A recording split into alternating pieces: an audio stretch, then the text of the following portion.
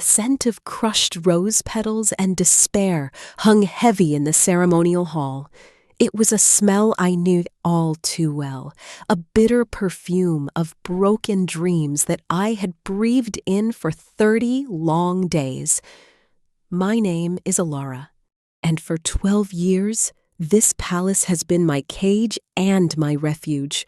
I am an Omega, which means I am meant to be unseen, unheard, a ghost in the grand machine of royalty.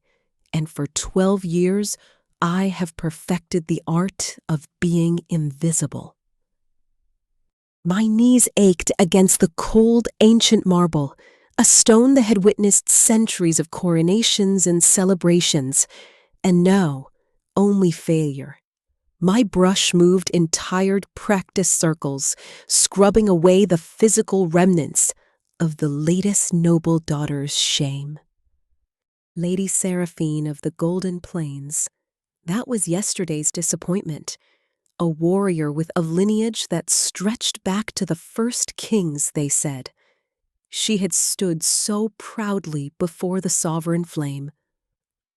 Her head held high, her armor gleaming, and the flame had remained as cold and silent as a winter grave. I could still hear the echo of her shattered sobs as the guards led her away. That was the 499th failure. 499 women of impeccable breeding, of proven strength, of noble blood, all rejected by the silver fire that was supposed to choose our next queen. And I, Alara, the floor-scrubbing Omega, had cleaned up after every single one of them. The kingdom was teetering on the edge of ruin. Everyone whispered about it, even in the servants' quarters, where we were supposed to be deaf and dumb. The Blood Eclipse was coming. A celestial event that occurred once every few centuries. When the moon crossed the sun, the kingdom's magical defenses, sustained only by a completed royal bond, would shatter. Our enemies, the Varathian Empire, were massing at our borders like vultures, waiting for that exact moment of vulnerability. We had 3 nights left. 3 nights until everything fell apart. My raw, cracked hands stung as I dipped the brush into the soapy water. The soap was cheap and harsh, burning the open wounds on my fingers, but it was all we were given. These hands were a map of my life, more callous than skin, more scar tissue than flesh. They told a story of survival, of loss. I was 11 when my mother died of the fever, leaving me with nothing but a cryptic warning and this very wooden bucket. The palace took me in out of pity, or perhaps just necessity. Omegas were cheap labor. After all, my mother's final words were seared into my memory, as bright and terrifying as the fever in her eyes. She had gripped my small hand, her voice a desperate whisper. "Alara, you must hide it. Always hide it. They will call you an abomination. Omega blood bearing the sovereign's mark means execution. Promise me, my little star. Promise me you will hide it until the flame itself demands you shine." For 12 years, I had kept that promise. My hand instinctively went to my left shoulder blade, pressing against the rough fabric of my dress.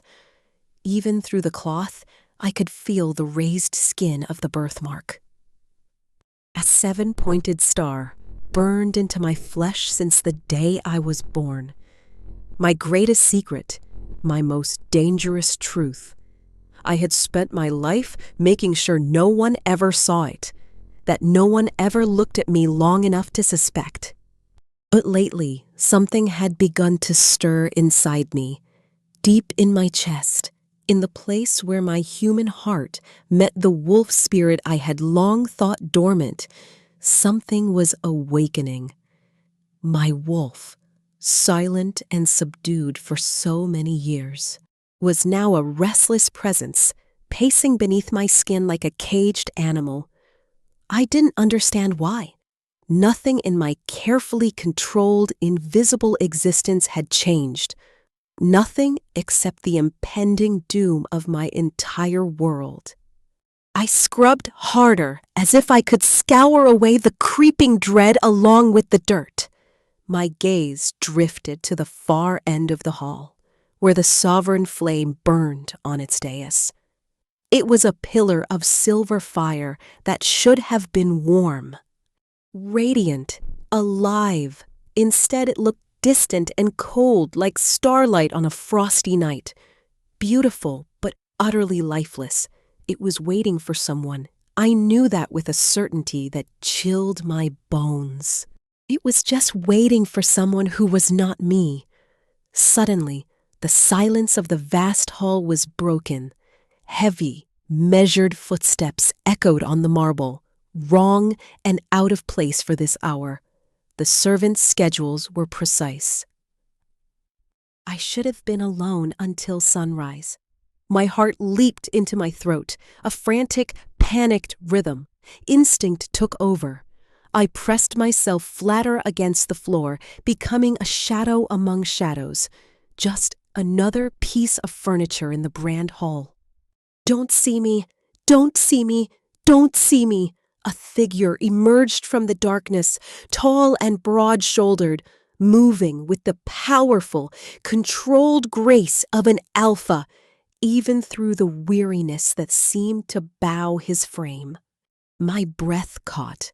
King Kale. I had seen him before, of course. Everyone had. He presided over ceremonies and led armies. But I had never been this close, never seen the exhaustion carved into the lines of his face. A weight of a crumbling kingdom pressing down on him.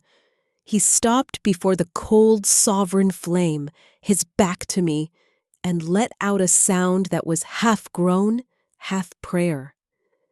500, he said to the empty hall. His voice rough and raw. 500 women, the finest our kingdom has to offer. Warriors, scholars, duchesses, perfect bloodlines, impeccable breeding, everything the flame should want. He reached a hand toward the silver fire, stopping just short of its ethereal surface. What am I missing? What do you want from me? The pain in his voice was a physical thing, a shard of glass in the quiet. And in response, my wolf surged. It was sudden, shocking, and powerful. After 12 years of silence, it pushed against my ribs with a desperate, urgent force, responding to his despair, to his scent of pine and leather and kingly sorrow. No, I thought, frantic. No, stay down, stay hidden. We don't exist, we are invisible. My hand, trembling with the force of my internal struggle, jerked violently. The wooden bucket scraped against the marble with a sound like thunder in the suffocating silence.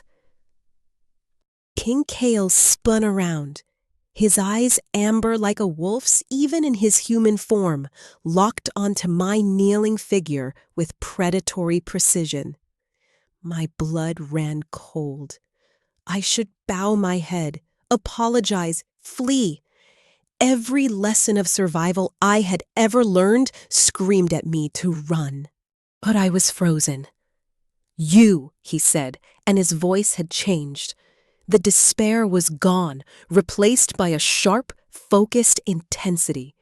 How long have you been there? I am sorry, Your Majesty, I stammered. My voice a hoarse, unused whisper. I did not mean to disturb you. I will finish elsewhere. I moved to stand, to gather my things, and disappear back into the nothingness from which I came. But the king raised a hand. No, stay. It wasn't a command. It was a request, layered with a loneliness so profound it stole my breath. He took a step closer, and my wolf went absolutely still.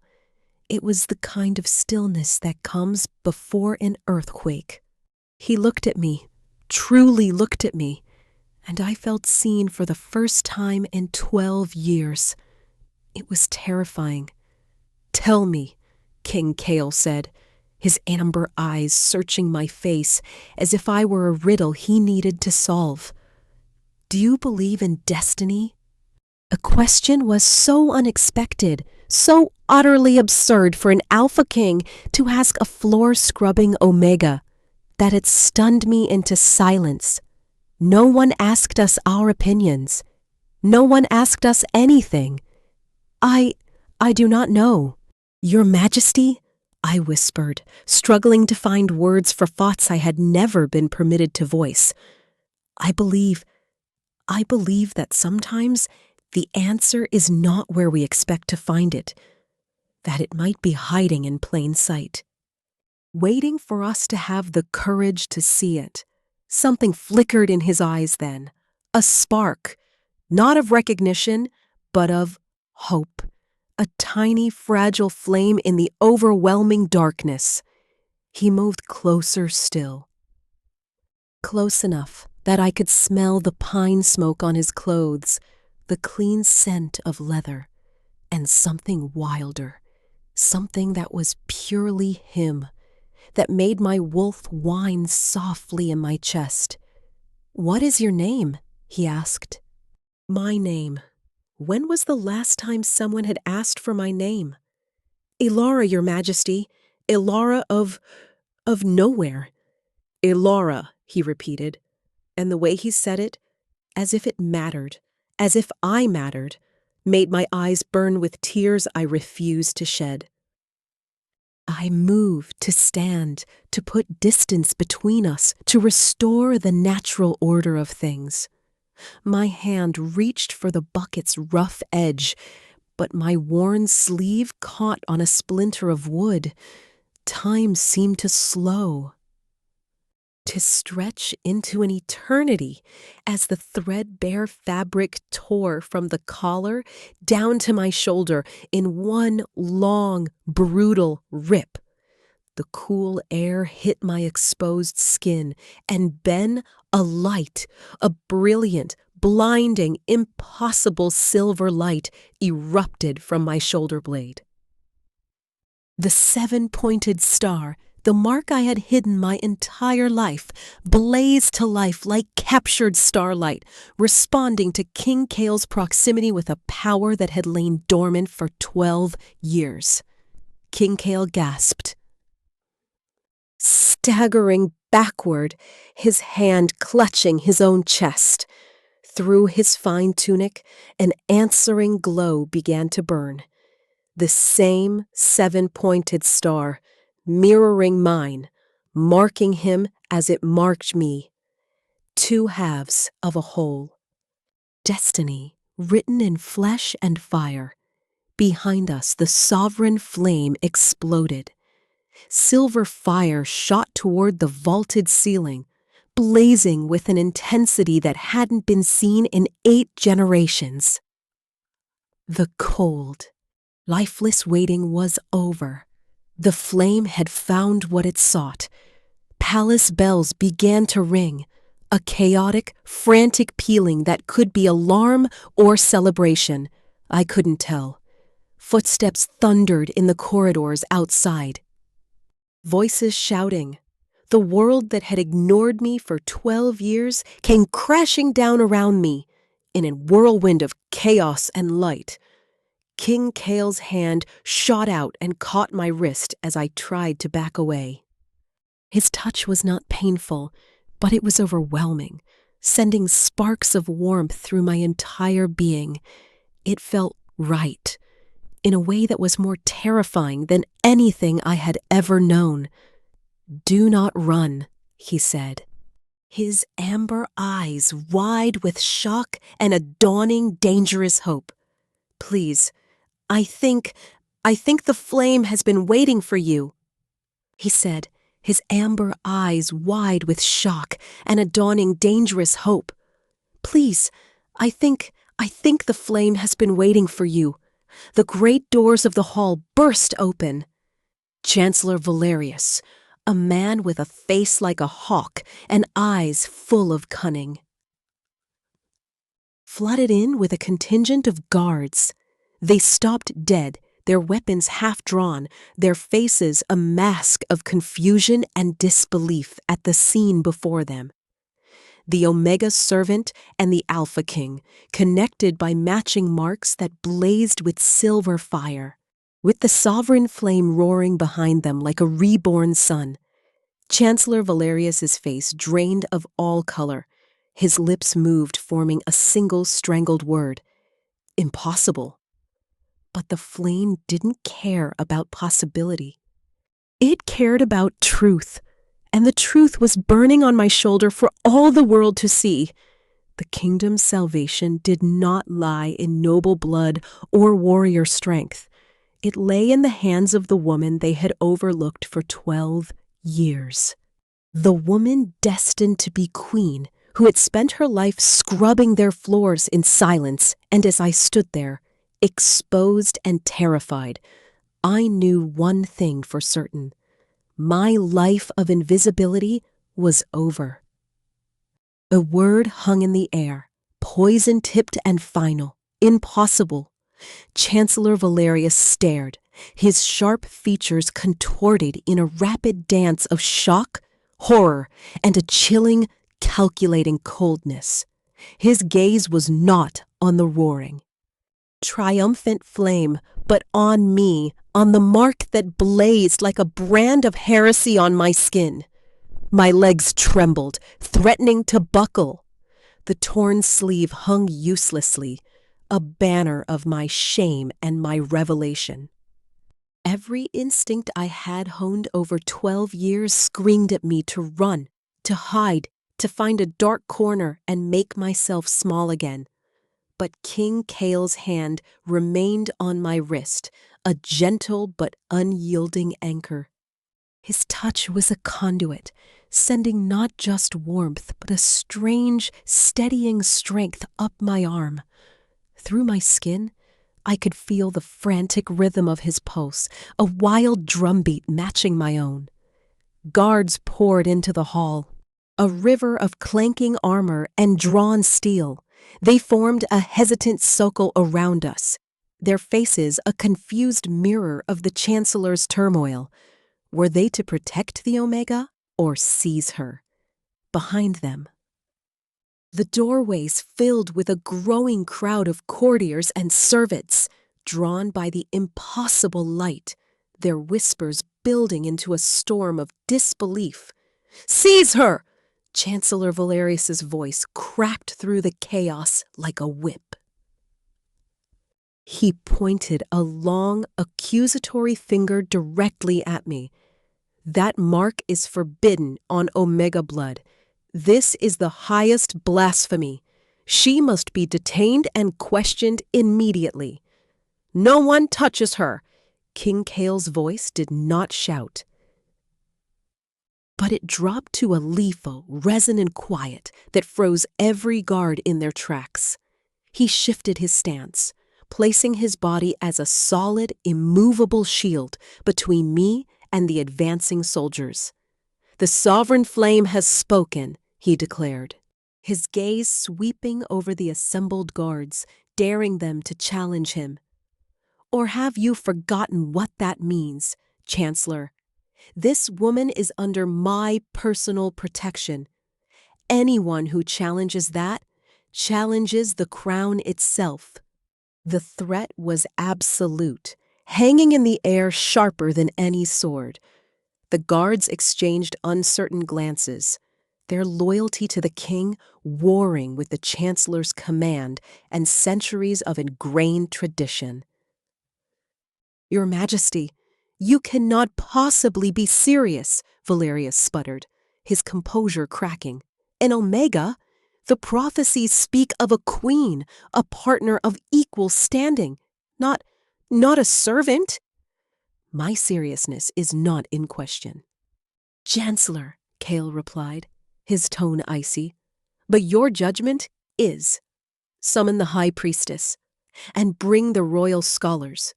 If there is any question about what we are witnessing, let those who have devoted their lives to the ancient laws provide the answers.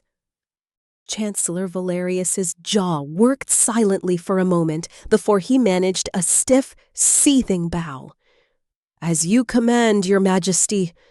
But his eyes, when they flickered to me, held a promise of future vengeance. They came within the hour.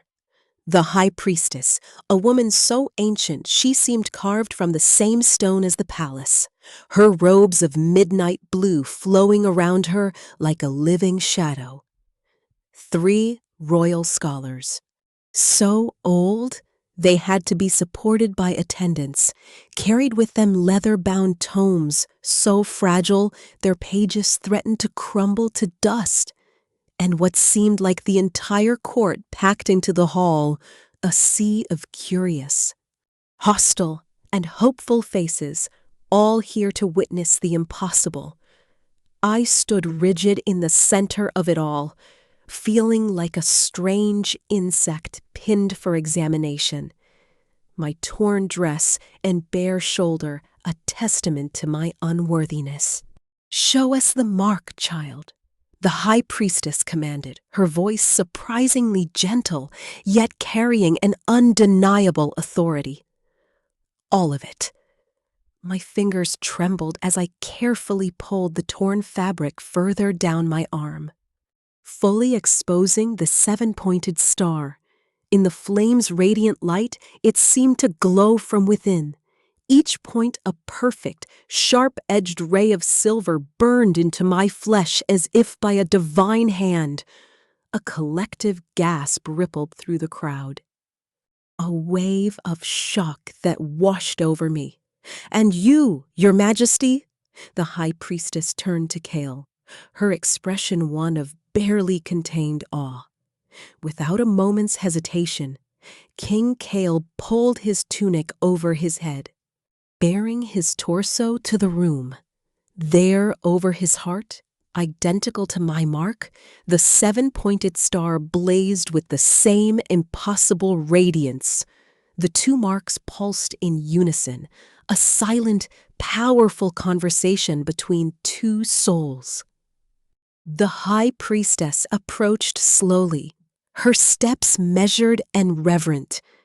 She examined first my mark, then the king's, her withered fingers hovering just above the skin without touching, her breath hitched. "Blessed moon," she whispered, the words a prayer. "The prophecy, it is true." One of the ancient scholars, his voice a dry rustle of parchment, was helped forward. He opened the massive tome, its spine cracking in protest. "When the throne stands at the precipice," he read, his quavering voice filling the silent hall. "When the old blood fails and hope turns to ash, the mark shall appear in unexpected flesh to restore the balance. Not in the halls of power, but in the shadows. Not in the noble born, but in the overlooked. 2 marks, 2 souls, 1 destiny." A profound silence fell, so deep I could hear the crackle of the sovereign flame. Even the light itself seemed to hold its breath. "This is an outrage." A new voice, sharp and venomous, cut through the reverence. Lady Lysandra, who had been the 500th candidate just yesterday, pushed her way to the front of the crowd. She still wore her magnificent ceremonial gown, a cascade of emerald, silk, and pearls that cost more than 100 servants would earn in a lifetime. Her beautiful face was twisted with a rage she could no longer contain. "I am descended from 5 royal houses. My bloodline is pure, my power unquestioned, and you would tell me the flame chose this? This scullery maid over me?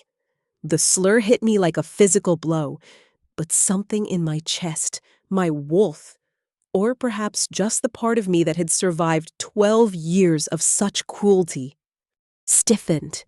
I would not bend, not anymore. I did not ask for this mark, I said, and my voice, though quiet, rang with a newfound clarity that made every head turn. I have hidden it my entire life. My mother, with her dying breath, made me swear to keep it secret. She told me, Omega blood bearing the sovereign's mark means execution. They will call you an abomination. I met Lady Lysandra's furious gaze without flinching. She was right. You are proving her right now. King Kale moved to stand beside me, not in front of me, not shielding me, but beside me, as an equal. Tell them the rest, Elara, he said softly. Tell them what it has been like. So I did.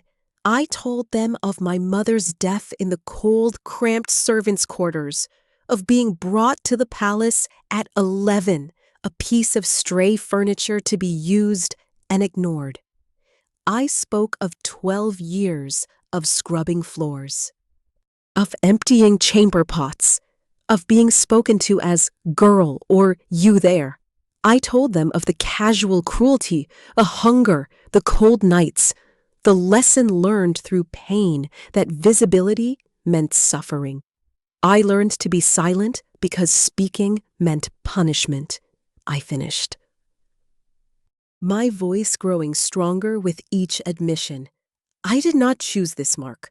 I did not choose any of this, but the flame chose me, and I am tired, so very tired of apologizing for existing. King Kale was looking at me with an expression I could not decipher. When he spoke, his voice was for me alone. What is your name? The question, asked for the second time, felt different, deliberate. Elara, Your Majesty. Elara, he said, tasting the name, learning its shape. Elara, the flame chosen. The kingdom has been blind, but I see you now. Something in my chest, something long frozen and fragile, cracked open at those words, not breaking, but blooming. The emergency council meeting that followed was a tempest of outrage and fear. Chancellor Valerius had summoned every noble who stood to lose power from an Omega's ascent, packing the chamber with voices of dissent. An Omega cannot be queen. It violates the natural order. The marks do not lie. The flame has made its choice. This sets a dangerous precedent. What next? Shall we have servants voting in council? I sat in a chair that felt too large, wearing borrowed clothes that felt like a costume, and listened as they debated my fate as if I were not present. The old habits tugged at me, the urge to shrink, to disappear. But King Kale sat beside me, his presence a constant, steadying force. Lady Lysandra stood before them, her voice dripping with poisoned honey. I understand the flame's decision must be respected, but surely there must be trials, tests to ensure this person is truly worthy of standing beside our king. The flame is the only test that matters, the high priestess countered firmly. Perhaps a compromise, Chancellor Valerius interjected, his tone deceptively reasonable. We proceed with the ceremony. But take time to investigate the Omega's background. Ensure there is no foreign interference, no dark magic. We can postpone until after the Blood Eclipse. Omega's background. Ensure there is no foreign interference, no dark magic. We can postpone until after the Blood Eclipse. The ceremony proceeds with Elara. That is my final word. The room erupted. But the king's decision was a mountain that would not be moved. Later, in a quiet chamber high in the palace's east tower, King Kale poured wine with his own hands. The room was simple, with a window overlooking the city. To me, it felt like the height of luxury. "Drink," he said, pressing a crystal glass into my hand. "You look as though you might fall where you stand." The wine was rich and warm, a taste of a world I had never known. "I am sorry," Kale said after a long silence, and the apology startled me. "For what they said, for what they will continue to say. The court can be a vicious place. I have survived worse than words." "Your Majesty, Kale," he said, his voice firm. "When we are alone, call me Kale. Your Majesty feels wrong. When we bear matching marks." The intimacy of the request set my heart racing.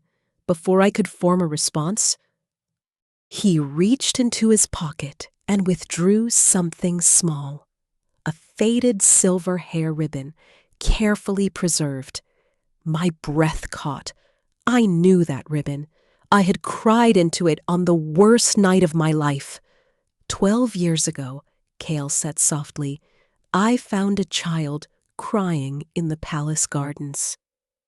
Late at night, after everyone else had gone to bed, she was curled beneath the moonflower vines, sobbing as if her world had ended.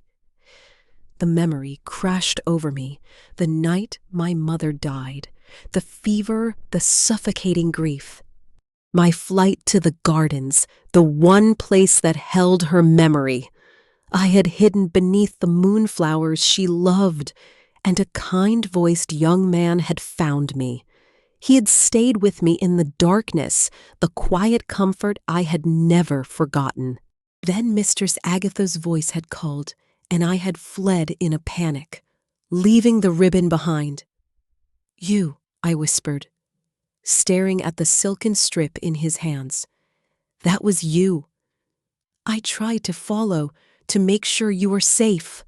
But you vanished. All I found was this, he held out the ribbon. I have carried it for 12 years, never knowing why I could not throw it away, never understanding why that crying child haunted my dreams. He placed the ribbon in my palm, closing my fingers around it gently. We have been orbiting each other for years, Alara. All this time you were right here, and I was too blind to see you. Tears, hot and unbidden, welled in my eyes. This was not just about marks or prophecies. This was about a kindness offered in the dark, a connection forged long before the flame had blazed to life. I opened my mouth to speak, to thank him, to tell him what that night had meant to me. But a scream from outside shattered the moment. We both rushed to the window. The city lay below, a tapestry of twinkling lights, but to the east, something was terribly wrong. The magical barrier, the shimmering shield that had protected our kingdom for generations, flickered violently like a dying candle. As we watched, it wavered, growing thin, transparent. The door burst open. A messenger, wild-eyed and panting, dropped to one knee. Your Majesty, the Eastern Barrier, it is collapsing faster than predicted. And the Varathian armies, they have mobilized. Tens of thousands of troops. They are not hiding anymore. They are waiting for the eclipse. 2 nights. We had 2 nights to complete a ceremony that half the palace wanted to stop, to forge a bond that defied everything the kingdom believed.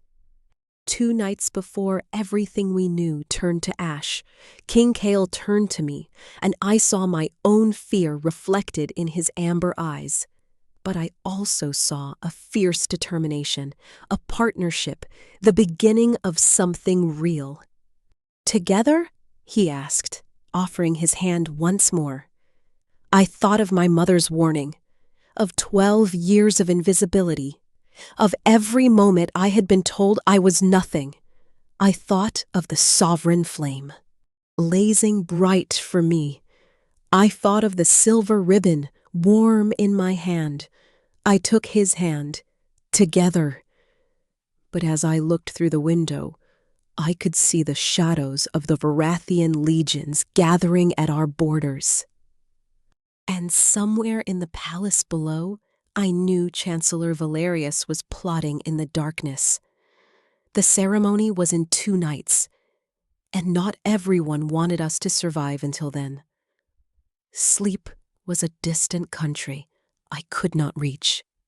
How could I, when the very fabric of my existence had been torn apart and rewoven in the space of a few hours?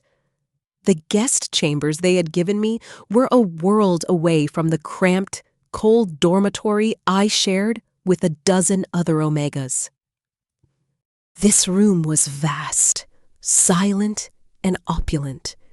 A real bed with a mattress that cradled me instead of stabbing my back with broken straw. Silk sheets that whispered against my skin, thick curtains that blocked out the world. A fireplace that bathed the room in a warmth I had only ever felt while toiling in the kitchens. I stood in the center of it all, still wearing the borrowed gown from the council meeting, and felt like the worst kind of imposter. I am still just Ilara, I thought, my fingers tracing the impossibly soft silk of the bedsheet. The mark does not change who I am. But even as the thought formed, I knew it was a lie. Everything had changed. The servants who had walked past me for 12 years without a glance now bowed as I passed. Some, fellow Omegas, looked at me with awe in their eyes, as if I were a living dream. Others, betas and lower-ranking alphas, bowed with mechanical precision, their faces tight with resentment. I had caught 2 housemaids whispering in the corridor earlier. One had spat on the polished floor after I passed. The other had hissed a single word, upstart. The cruelty should not have stung.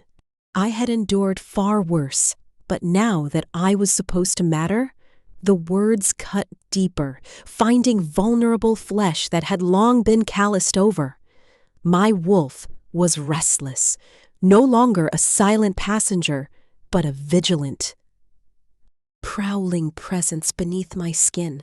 It sent constant low-level warnings tingling down my spine. Danger, enemies, threats closing in from all sides. I moved to the window, looking out over the moonlit palace grounds. Somewhere out there, King Kale was likely battling his own sleepless night. Somewhere, Chancellor Valerius was plotting. Lady Lysandra was nursing her wounded pride, and the Varathian armies were sharpening their swords. Waiting for our world to crumble, tomorrow night, I would stand before the sovereign flame and either save the kingdom or burn to ash trying. I pressed my forehead against the cool glass, exhaustion, a heavy weight pulling at my bones. 12 years of scrubbing floors, of making myself invisible, of surviving through silence. I had been so good at disappearing that I had almost forgotten how to exist. But the flame saw you, I reminded myself. My fingers brushing the mark on my shoulder through the fabric of my dress. When no one else did, the flame saw you. I had to trust that it would have to be enough, because ready or not, dawn was coming. And with it, the final day before the Blood Eclipse. The High Priestess arrived with the first light, sweeping into my chambers with an efficiency that suggested she had never slept. 2 attendants followed, carrying between them the ceremonial robes for a royal bonding, gowns of white silk embroidered with silver thread that shimmered like captured moonlight. "We have much to cover and little time," the high priestess announced, her ancient voice brooking no argument. "The ceremony is complex, and you must know every word, every gesture. There is no room for error when standing before the sovereign flame." My hands twisted in the silk of my borrowed dress. What exactly happens during the ceremony?" Her stern expression softened a fraction. "You and King Kale will stand before the flame together. You will speak the ancient vows, words as old as our kingdom, pledging your bond to each other and to the land itself. Then you must join hands within the flame's fire." "Within the fire?" My voice was a small, frightened thing. "The sovereign flame does not burn like normal fire. It is both test and blessing. If your bond is true, if your marks recognize each other as destiny intended, the flame will complete the bonding. Your souls will intertwine. Your wolves will unite, and the kingdom's magical protections will be restored." "Stronger than ever!" She paused, and a shadow crossed her wrinkled face. "And if the bond is false, then the flame will consume you both. It has happened before in the old histories. Those who tried to deceive the flame through trickery, they burned to nothing but ash and regret." Ice flooded my veins, a cold dread that had nothing to do with the morning chill. What if I'm not worthy? What if the flame made a mistake? The high priestess reached out, her withered hand surprisingly warm as it covered my trembling fingers. "Listen to me carefully. The flame chose you long before you were born. It has been waiting for you through 8 generations of failure, through 500 rejected candidates. It did not make a mistake." "But I am nobody," I whispered, the confession torn from me. "I'm an Omega. I have spent my entire life being told I am worthless, that I exist only to serve. How can someone like me stand beside a king?" "Because," she said, her voice firm and unwavering, "worth is not determined by the rank you are born to, but by the strength of your spirit. The flame sees what others miss. It saw a girl who survived 12 years of cruelty without breaking, who kept a dangerous secret to stay alive, who showed courage in the shadows. That is the woman the flame chose." Tears threatened again, but I blinked them back fiercely. There would be time for weeping later. Now, I had to learn how to save a kingdom. For the next 4 hours, she drilled me relentlessly. The ceremonial words in the old language, their pronunciation precise and unforgiving. The proper way to approach the flame. 3 steps forward, pause, bow, 3 steps more. How to address the court, how to hold myself with a dignity I had never been permitted to possess.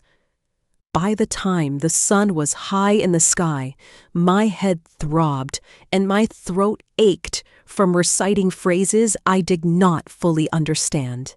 But I knew them. Every word, every gesture, every protocol that stood between us and annihilation.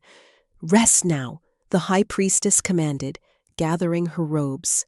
"Tonight, you dine with the king. Tomorrow at sunset, you face your destiny." When she was gone, I collapsed onto the too soft bed and let exhaustion drag me into a fitful, dream-haunted sleep. I collapsed onto the too soft bed and let exhaustion drag me into a fitful, dream-haunted sleep. A knock came at dusk, pulling me from visions of silver fire and 7-pointed stars that burned like brands. His Majesty requests your presence for the evening meal, a servant announced through the door. In his private chambers. He wishes to know you better before the bonding. My heart hammered against my ribs. A private dinner with the king? With Kale? I had no idea what to say to him, how to act, who to be when we were alone, without the weight of the court's judgment pressing down on us. I dressed in another of the fine gowns provided, this one a deep emerald green that made my skin look pale and my eyes too large in my face. I followed the servant through lamplit corridors, my footsteps silent on the rich carpets. Kale's private chambers were warm and surprisingly understated. A fire crackled in the hearth, and a small table was set for two, laden with food that smelled so delicious it made my stomach ache with a hunger that was more than physical. He stood when I entered, and I realized with a start that he looked as nervous as I felt. "Elara," he said, my name a soft exhale of relief. "Thank you for coming. I fought before we bind our souls tomorrow." We should actually know each other, beyond marks and prophecies and political necessities. I would like that, I said softly, and found that I meant it. We ate slowly, the conversation a careful, tentative thing at first. He asked about my childhood, what little I could remember before the palace. I asked about his training, what it felt like to carry a crown. The walls between us, built of rank and circumstance, began to crumble brick by brick. "My parents," Kale said eventually, staring into the depths of his wineglass, "were killed 5 years ago. Assassins. We never caught them all." His voice went distant, hollow with an old familiar grief. "I should have died with them. I was in the corridor outside their chambers when it happened. But someone rang the alarm bells, the emergency bells that should never be rung. Whoever it was saved my life, gave the guards time to respond. But they vanished. We searched for weeks, but..." His words faded, but a roaring filled my ears. My hands began to tremble, the fine crystal of my glass shaking in my grip. "Elara, are you all right?" I set the glass down before I could drop it. It was me. The words fell into the space between us like stones into a still pond. "What?" I was there. My voice was barely a whisper. 5 years ago. I was cleaning the corridor outside the royal chambers. Omegas always got the late shifts. I saw them. 3 men in guard uniforms, but something was wrong. The way they moved, I followed them. I did not know why. I watched them enter your parents' chambers. I heard the screams start. My breath hitched, the memory as sharp and painful as a shard of glass. I was paralyzed, terrified. I should have done something. Fought, shouted. "You were a child," Kale said, his voice rough with emotion. "You were what, 17? An Omega. If you had confronted them, they would have killed you without a second thought." So I ran. I ran to the bell tower and pulled the alarm rope with all my strength. The bells started ringing and I could hear the guards responding, the chaos starting. So I fled. I fled before anyone could find me. Because Omegas who drew attention, I trailed off, the old fear a cold knot in my stomach. Kale stood abruptly, circling the table. Before I could react, he dropped to one knee before my chair, taking both my hands in his. His eyes, amber and intense, held mine. You saved my life, he said, his voice breaking on the words. You saved the kingdom's future. If I had died that night, there would have been chaos, a succession crisis. Civil war. You gave me the chance to become king, to reach this moment, to find you. Tears spilled down my cheeks, hot and unchecked. I did not do anything brave. I just pulled a rope and ran. You did everything brave. His thumbs traced gentle circles on the backs of my hands, and the touch sent warmth flooding through the cold dread inside me. You saw evil, and you acted even though you were terrified, even though it could have cost you everything. That is the very definition of courage. Ilara. He stood, pulling me gently to my feet. We were close now. Close enough that I could feel the heat radiating from him, could see the gold flecks scattered in his amber eyes like tiny stars. You have been part of my destiny all along, he said, his voice soft, meant only for me. Hidden in the shadows, keeping me safe, orbiting my life without me ever knowing. And now the flame has brought us together. Not by accident, by design. His hand came up to cup my cheek, and my breath caught. For one perfect, suspended moment, the world narrowed to this single point of contact. But then, my wolf surged against my ribs with a snarl so fierce and sudden it merely drove me to my knees. A feeling was a violent internal scream. Danger! Threat! Poison! I should go! I gasped, stepping back abruptly, my heart pounding a frantic rhythm. It is late and tomorrow is... Of course, Kale said, his hand dropping, but his eyes held understanding, not offense. Sleep well, Ilara. Tomorrow we face the flame together. I fled, my composure shattered. The urge to stay in the safety of his presence, warring with the primal warning screaming in my blood. Back in my chambers, the celebratory wine sat on a side table, a crystal decanter gleaming in the lamplight. A note beside it read, "From well-wishers in the court for the bride-to-be." I stared at it, exhaustion pulling at every muscle. One glass would not hurt, just enough to quiet my racing thoughts, to dull the sharp edge of my fear. I poured with trembling hands, the wine dark as blood in the glass. I raised it to my lips. My wolf screamed again, a silent internal roar of pure panic. Wrong. My hand froze. I lowered the glass slowly, bringing it to my nose instead. I inhaled carefully, past the rich scent of grapes. There, beneath it, something sharp, bitter, metallic, a scent I recognized from the palace gardens, from the herb mistress's warnings.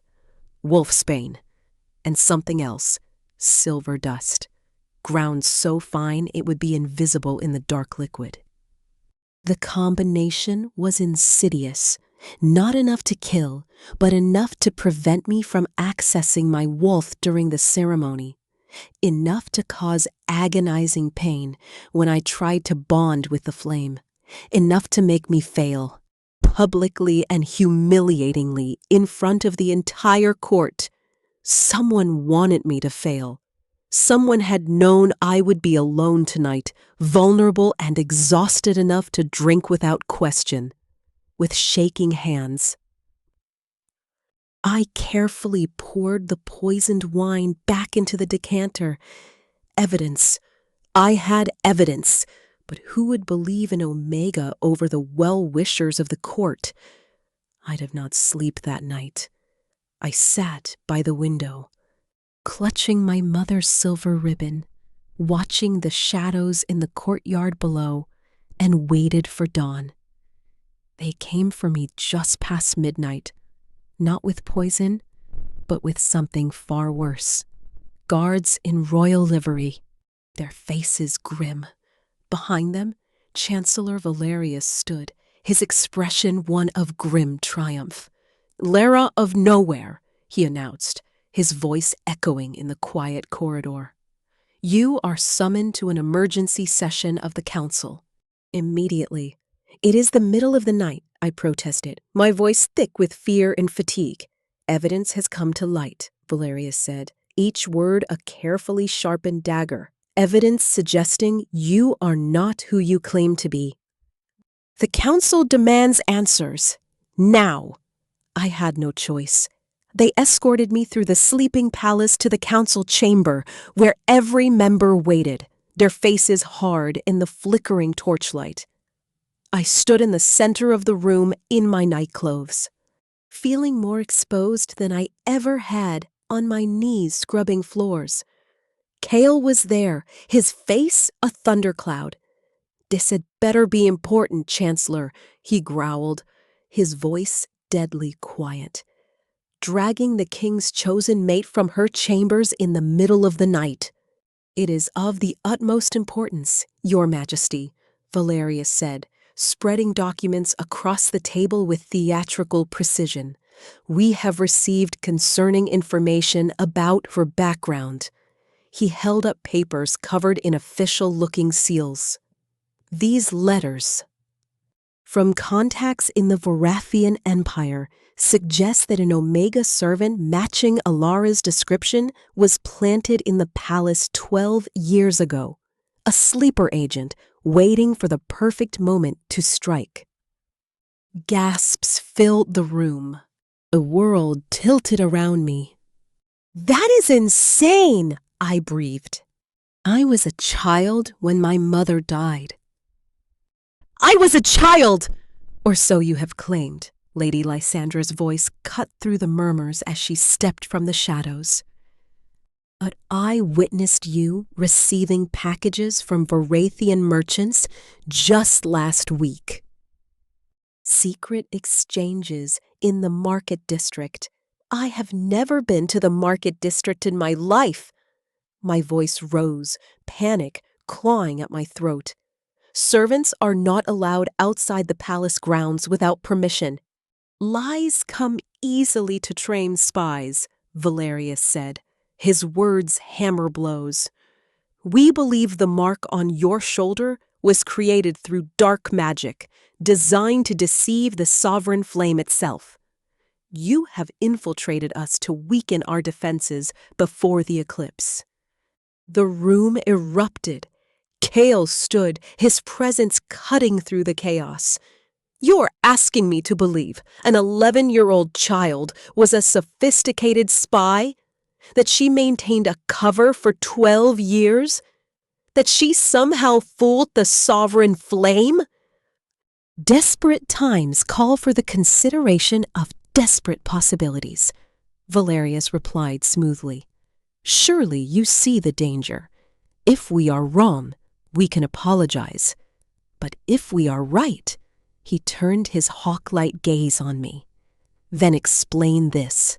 He pointed to the wine decanter, which a guard had brought from my room and placed on the council table. I stared, my blood running cold. He had turned my evidence against me. "That is poisoned," I said, my voice shaking. "It was left in my room. It contains wolfsbane and silver dust." "Someone tried to poison me tonight," my voice shaking. "It was left in my room. It contains wolfsbane and silver dust. Someone tried to poison me tonight." "Or," Valerius countered, his voice dripping with false sympathy, "it is a potion to strengthen your dark magic. Or a means to fake a reaction during the ceremony to gain sympathy. You see how this looks? Poison, found in your possession on the eve of the bonding." The vote was called. I watched in horror as hands went up. Some for me, some against. The room was divided, fear and tradition warring with hope and prophecy.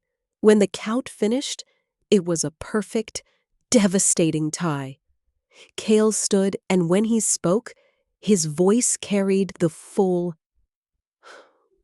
unyielding weight of the crown. Then I, as your king, make the final declaration. The ceremony proceeds tomorrow at sunset with Ilara. Any who oppose this may leave my kingdom. You have until dawn to collect your belongings. The threat silenced the room. No one moved. Chancellor Valerius's face went carefully, dangerously blank. As you command, your majesty.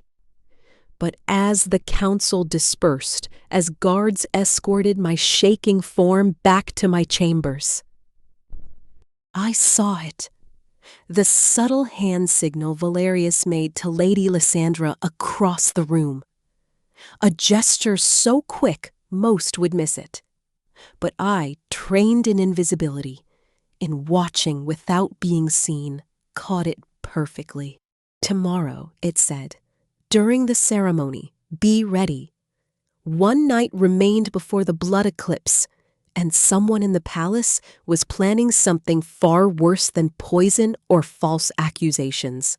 As a blood-red dawn broke over the kingdom, I knew with a bone-deep certainty that nothing would ever be the same. Dawn broke not with gentle gold, but with an ominous, bloody hue that stained the sky and painted the palace stones in shades of warning. I stood at the window of my chambers, still wearing the clothes from the harrowing midnight council, having never found the will to change. Sleep had been an impossible dream, every shadow a potential assassin. Every creak of the old palace, the footstep of a conspirator closing in. I had spent the hours until sunrise clutching my mother's silver ribbon, watching the eastern horizon with a dread that grew with every passing minute. And as the sun climbed, the truth became devastatingly clear. The kingdom's magical barrier, the shimmering shield that had guarded our borders for 3 centuries, was not just failing, it was dying. It flickered like a guttering candle, one moment solid and visible, the next transparent and thin as smoke. And beyond it, the Varathian armies, a dark, seething mass of soldiers and siege engines, no longer hiding. Simply waiting. They were waiting for sunset, for the blood eclipse, for the moment our world would end, unless I could stop it. The weight of that responsibility settled on my shoulders, heavier than any crown. No pressure, I thought with a bitterness that did nothing to mask the terror coiling in my stomach. The door opened behind me, not guards this time, but the attendants, a mix of Omega servants and noble ladies sent to prepare me for the ceremony. The silence in the room was thick, charged with unspoken emotions. Hope, resentment, curiosity, fear. I could feel them all pressing against me. We should begin, one of the noble ladies said, her voice stiff as she gestured toward the ceremonial gown laid out on the bed. It was a vision of white silk and silver thread, embroidered with patterns that probably held centuries of meaning. It looked like it cost more than I would have earned in a dozen lifetimes of service. The ceremony begins at sunset. There's much to be done. They dressed me in layers, fine undergarments softer than anything I had ever touched. The elaborate gown, which fit me as if I had been born to wear it. Jeweled slippers that felt absurdly delicate on feet accustomed to worn leather. My hair was arranged in intricate braids woven with silver ribbons. My face painted with subtle cosmetics that made me look like a stranger, ethereal and untouchable. and through it all, they left my left shoulder completely bare. This seven-pointed star, my secret, my shame, my salvation, was displayed for all to see, no more hiding. One of the Omega attendants, a girl no older than 16 with nervous hands, was weaving the final silver ribbon into my hair when her fingers began to tremble. She leaned close, her whisper a ghost of sound against the rustle of silk.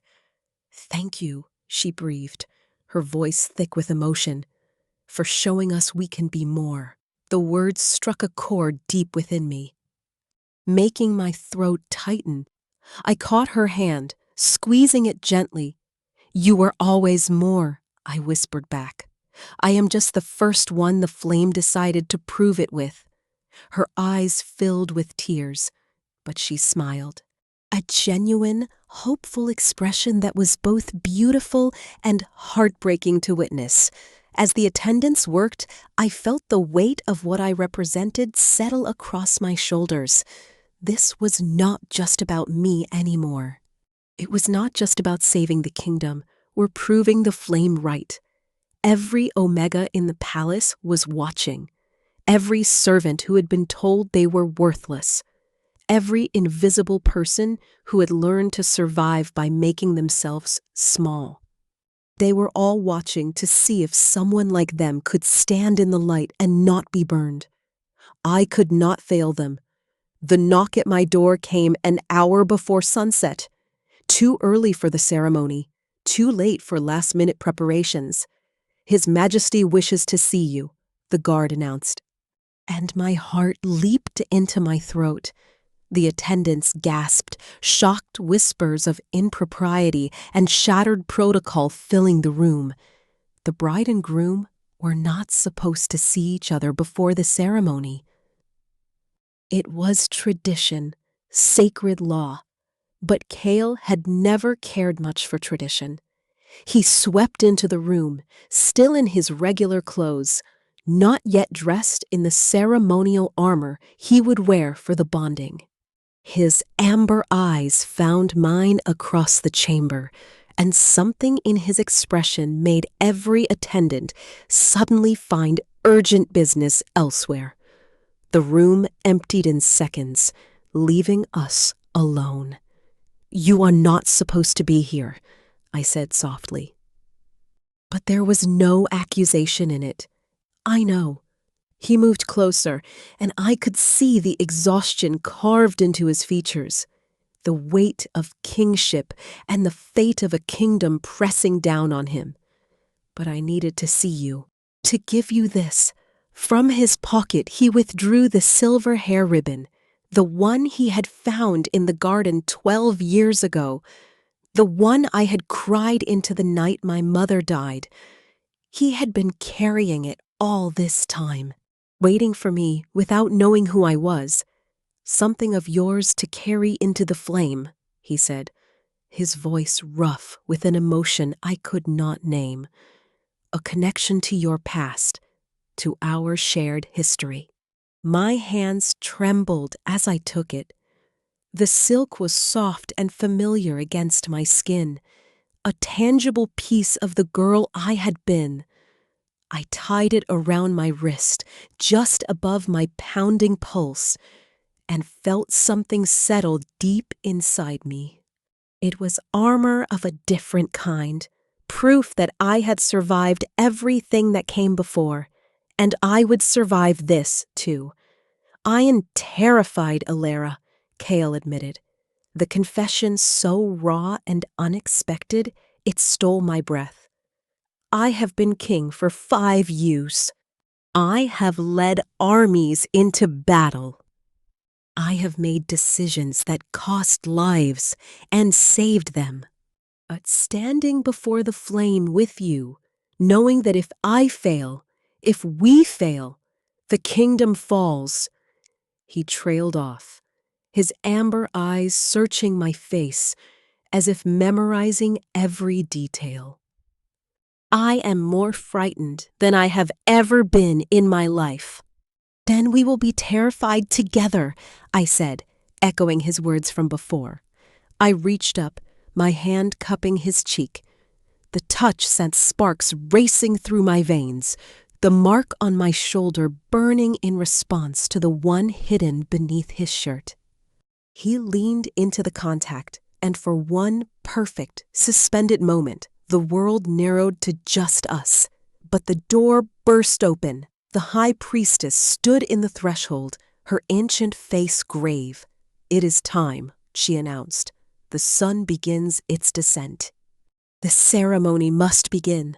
Cale stepped back, but his hand found mine, his fingers intertwining with a strength that felt like a promise. "Together," he said. "Together," I agreed, and we turned to face our destiny. The procession through the palace was the longest walk of my life. Every noble, every warrior, every servant in the entire kingdom seemed to have crowded into the corridors. Thousands of faces turned to watch me pass. Their expressions a complicated tapestry of hope and fear, curiosity and condemnation. The high priestess led the way, her ceremonial staff striking the marble floor with each measured step. I walked alone. No family to escort me, no one to stand beside me except the guards flanking my path. In a traditional royal bonding, the bride would be surrounded by her bloodline. But I had no one, just myself, the mark on my shoulder, and the silver ribbon around my wrist. Head high, I told myself. Even if you're shaking, even if you're terrified, head high. We passed through the grand corridor where I had spent 12 years on my hands and knees, scrubbing marble floors until my fingers bled. The spot where I had been invisible, where hundreds of nobles had walked past without seeing me. Now, those same nobles lined the walls, watching me pass in ceremonial silk and silver thread. Marked by destiny itself. The transformation was dizzying. Whispers followed me like a flock of starlings. Omega Queen, Abomination, Flame Chosen, our salvation. I let them wash over me without taking root. Words were just sounds, unless you gave them power. At the entrance to the ceremonial hall, King Tael waited. He had changed into his royal ceremonial armor, silver and black, engraved with the kingdom's symbols. A crown of white gold rested on his dark hair. He looked every inch the warrior king, powerful and commanding and utterly magnificent. But when his eyes met mine, I saw past the armor and the crown to the man beneath. The one who had found a crying child in the gardens, who had carried my ribbon for 12 years, who was just as frightened as I was, but brave enough to stand anyway. He offered his arm, and I took it. We entered the ceremonial hall together, not as king and subject, not as alpha and omega, but as equals. The revolutionary statement sent ripples of shock through the assembled witnesses. The revolutionary statement sent ripples of shock through the assembled witnesses. The sovereign flame roared to life on its dais, responding to our proximity with silver fire that reached for the vaulted ceiling. The hall fell silent as a tomb. Before the flame, before the kingdom, before destiny itself, the high priestess's voice rang out, speaking the ancient words I had memorized. We bear witness to the sacred bonding, the joining of two souls marked by prophecy, chosen by powers beyond mortal understanding. Cale and I approached the flame together, hands still joined. The silver fire cast dancing shadows across our faces. Warm and cold, simultaneously, alive with ancient magic. 3 circles you must walk, the high priestess intoned. 3 turns around the sacred fire, as your ancestors have done since the kingdom's founding. With each step, let your souls align. With each breath, let your marks recognize each other.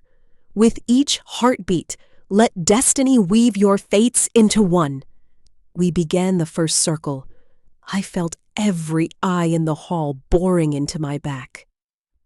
500 witnesses, judging, measuring, waiting to see if the Omega would fail. You belong here, I told myself with each step. The flame chose you, trust that. The second circle. My wolf rose closer to the surface. Responding to the flame's power and to Kale's presence beside me, I could feel his wolf too, powerful, protective, mine in a way that transcended logic. Our marks began to glow through our clothing. Silver light bleeding through silk and armor. The third circle. The marks blazed brilliant now, so bright that several witnesses gasped and shielded their eyes. My entire body hummed with energy, with power, with something fundamental shifting in the world around us. We completed the final turn and stood before the flame's heart, where the silver fire burned hottest and brightest. Now, the high priestess commanded. Her voice echoing in the absolute silence. Join hands within the sacred fire. Let the flame test your truth. Let it seal your bond or consume your lies. This was it, a moment everything had built toward. If our bond was false, we would both burn to ash. Kale's hand tightened on mine one final time before releasing. We turned to face each other, hands rising slowly toward the flame. And that is when I saw it. Chancellor Valerius, positioned near the ceremonial pillars, his hand resting on his sword hilt with a casual readiness that felt entirely wrong. Lady Lysandra, watching not with disappointed rage, but with calculated anticipation. Like a predator waiting for a signal. Guards I did not recognize, stationed at strategic points, their postures too alert, too focused. My wolf screamed a silent warning. Danger. Trap. I tried to signal Kale. Tried to warn him, but the ceremony had reached its climax. The high priestess was watching. 500 witnesses were holding their breath. The kingdom's fate hung on this single moment. We extended our hands into the flame together. The silver fire was warm against my skin, not burning, but welcoming, testing. Our fingers stretched toward each other, reaching across the space between us, inches apart, so close, almost touching. For the true bloodline! Chancellor Valerius's shout shattered the sacred silence like shattering glass. Assassins erupted from behind the ceremonial pillars, a dozen men in guard uniforms, but their movements were wrong.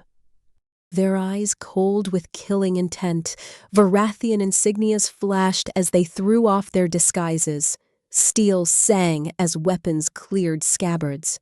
Screams erupted as the sacred space transformed into a killing ground.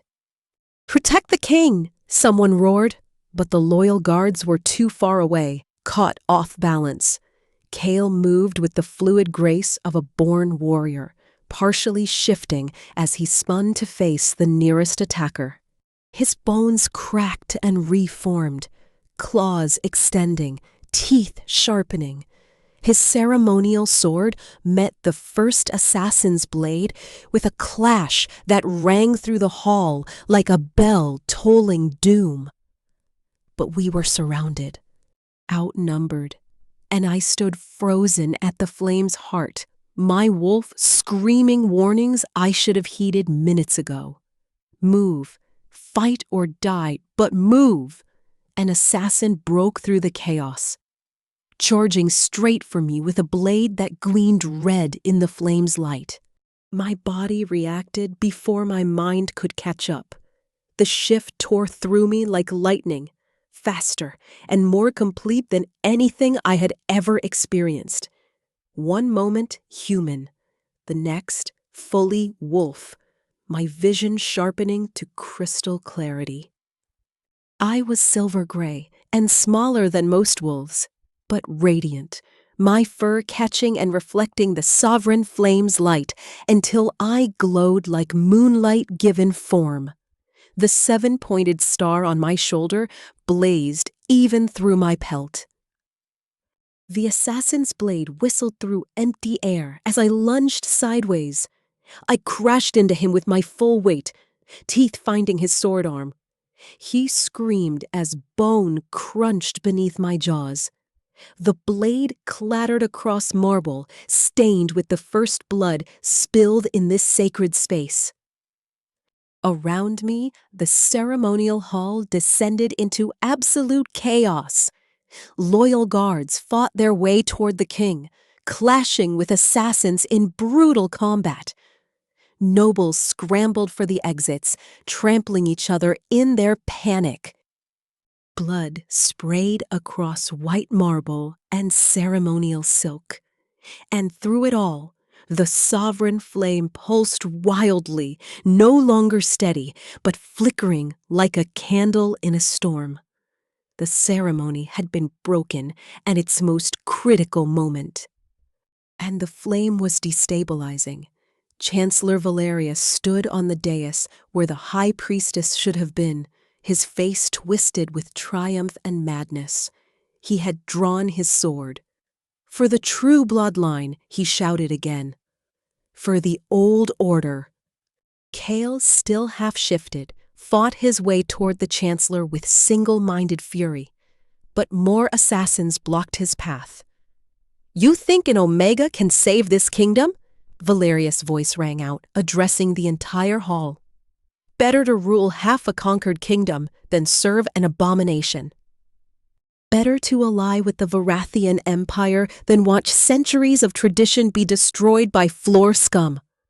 The words hit me like physical blows, but my wolf snarled defiance. I shifted back to human form. Naked and vulnerable, but burning with rage. "You did this!" My voice cut through the din.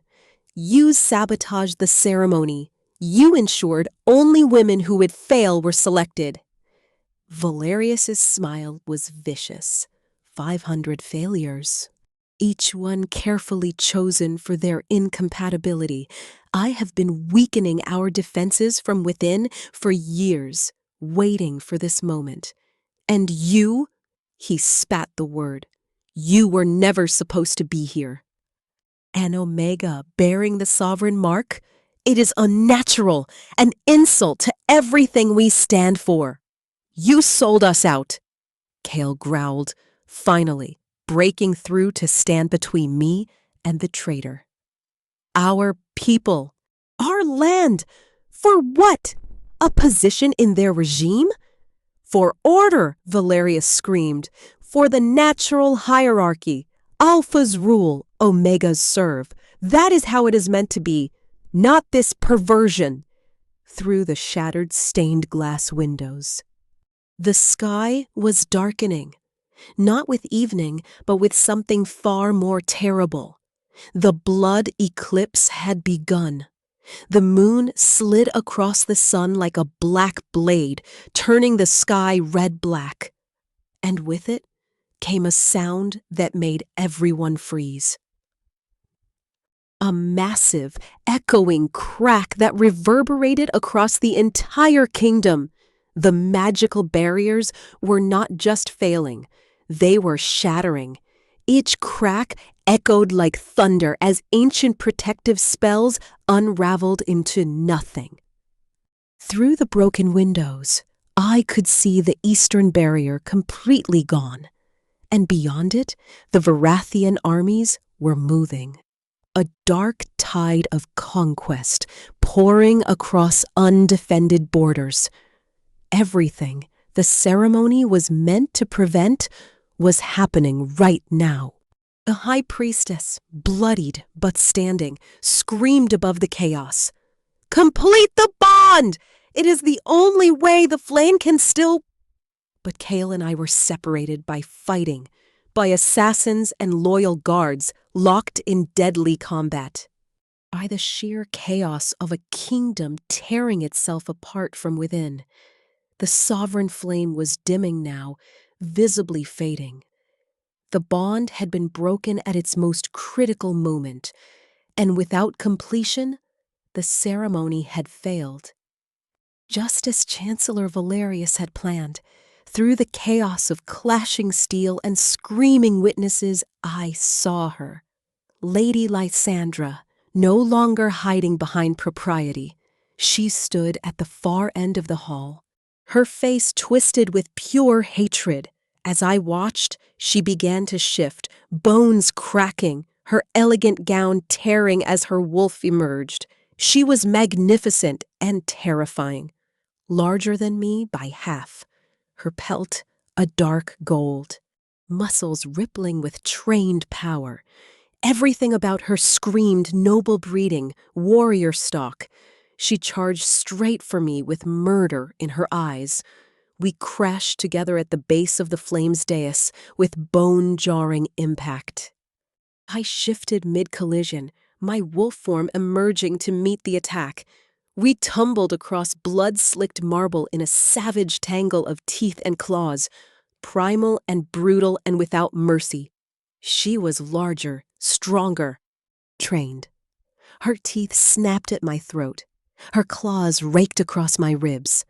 She was everything an Omega could never be. But I was fighting for something deeper than survival. For every Omega who had been told they were worthless. For every invisible person. For the young servant girl who had whispered her fakes. For 12 years of scrubbing floors while nobles walked past without seeing me. For a kingdom that had never valued me, but needed me now more than it had ever needed anyone. I fought with a desperation and fury that felt like righteousness burning in my chest. We rolled across the marble. Blood, hers, mine, impossible to tell. Staining the stone. Her teeth found my shoulder, tearing through flesh dangerously close to the 7-pointed mark. I howled with pain, but didn't release my grip. My claws buried in her flank. She broke free. Lunging for my throat, the killing strike. I was slower, injured, bleeding. I should have died right there. But the sovereign mark on my shoulder suddenly blazed with a light, so brilliant it turned the hall white as noon. Power flooded through me, not borrowed but mine, the mark lending supernatural strength to the one it had chosen. I moved, caught Lady Lysandra mid-leap, used her momentum against her, twisting and slamming her to the ground with a force that cracked the marble beneath us. She hit hard, stunned and vulnerable. I shifted back to human form, straddling her defeated opponent. She shifted too, whether by choice or shock. She lay pinned beneath me, the Omega she had tried to kill. Her throat was exposed in the traditional submission of a defeated wolf. My hand was at that throat, claws extended, pressing against soft flesh, drawing blood. One movement, quick and justified by every law.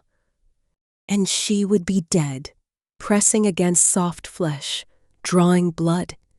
One movement, quick and justified by every law, and she would be dead. The entire hall went silent. Fighting stopped mid-blow as everyone turned to watch. Loyal guards and assassins alike frozen by the sight of an Omega standing victorious over a noble, deciding life or death. Kale saw the scene and went still, waiting, trusting me to make my own choice.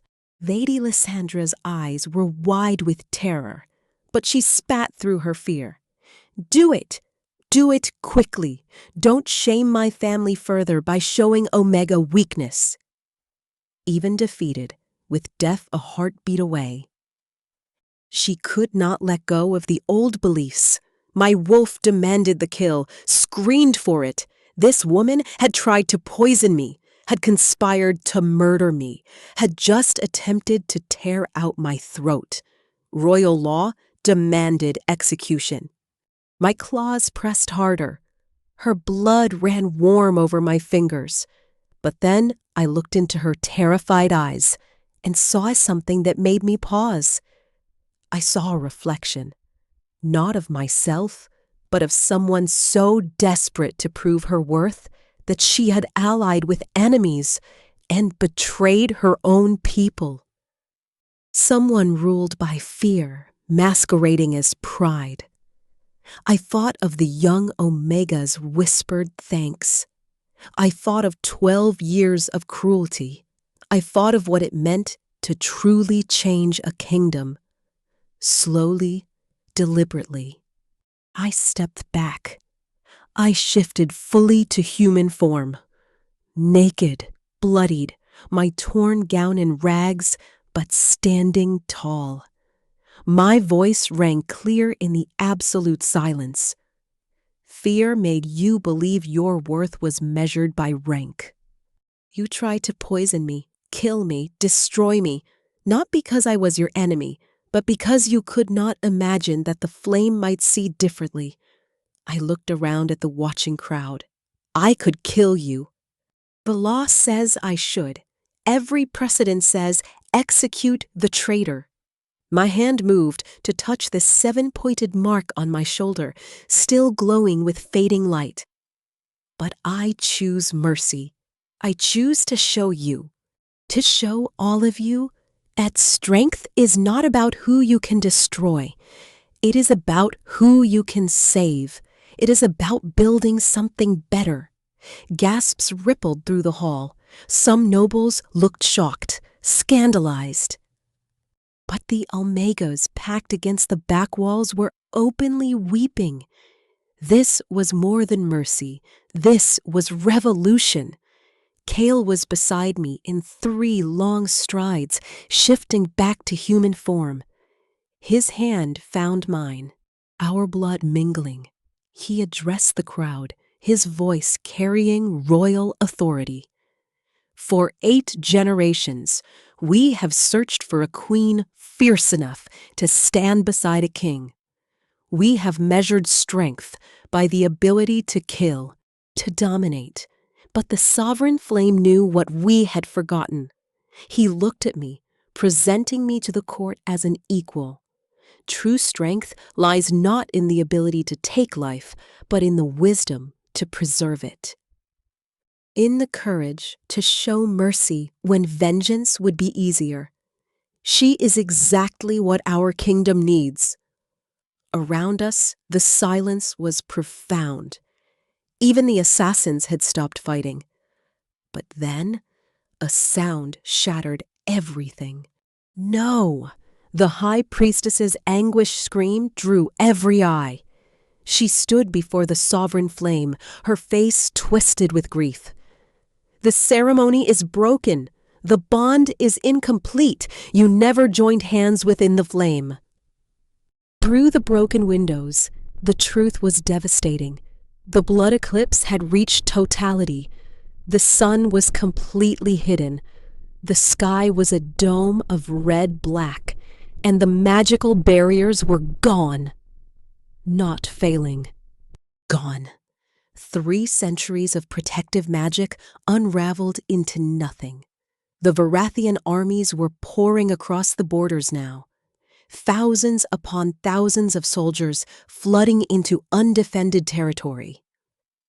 I could see them, even from here, a dark tide of conquest. A bitter laugh drew my attention back. Chancellor Valerius, wounded and bound, managed to look triumphant even in defeat. Too late, he gasped, blood staining his teeth. Even in failure, I have won. The eclipse is complete. Your defenses are shattered. Your kingdom falls tonight. And there is nothing your Omega Queen can do to stop it. The eclipse would pass. But the damage was done. The barriers would not restore themselves. They needed the ceremony. They needed the bond. They needed something we had failed to complete. I looked at Kale and saw my own desperation reflected in his eyes. We had survived assassination and betrayal. We had fought and bled and chosen mercy over vengeance, but none of it mattered if the kingdom fell. One choice remained, one desperate, impossible choice. A flame still burned on its dais, weaker now, flickering uncertainly but not extinguished. Not yet. The ceremony is broken, I said slowly, an idea forming even as I spoke. The traditional ceremony, the one that failed 500 times. I looked at the flame, at the silver fire that had chosen me. So maybe it is time we forge a new one. The ceremonial hall was a tomb of shattered dreams. Bodies lay strewn across the blood-slicked marble. A grim tapestry of the violence that had erupted in this sacred space. The beautiful stained glass windows were now jagged wounds in the walls, and the air itself tasted of iron and despair. At the heart of it all, the sovereign flame, the eternal fire that had guarded our kingdom for 300 years, flickered like a dying ember. It was barely more than a whisper of silver light, struggling to maintain its form against the overwhelming darkness. The high priestess stood before it, her ancient face a mask of grief. The ritually shattered beyond repair, she declared, her voice cracking with a pain that seemed to age her another century. Violence within the flame's presence invalidates all sacred protocols. The ceremony cannot be completed. By ancient law, we would need to begin entirely anew. There is no time, Kale said, his voice flat and hard as steel. He still held my hand, a steady anchor in the maelstrom. Blood dripped from a gash on his temple, mingling with mine on the marble between us. How long until the eclipse passes? The high priestess looked through the broken windows at the terrifying red-black sky. Her face was ashen. Less than an hour, perhaps 40 minutes. Once the moon moves on, the window closes. If the bond is not sealed before then, she didn't need to finish. We all understood. The magical barriers would not simply restore themselves. They needed the completed bonding of marked mates before the sovereign flame. Without it, even when the eclipse ended, the borders would remain undefended, open for the Varathian legions to march straight to our gates. A defeated silence fell over the survivors. We had won the battle against the traitors, but we were about to lose the war. We had mere moments before everything was lost forever. I stared at the dying flame, my mind racing, scrabbling for purchase on the cliff of our ruin. There had to be a way.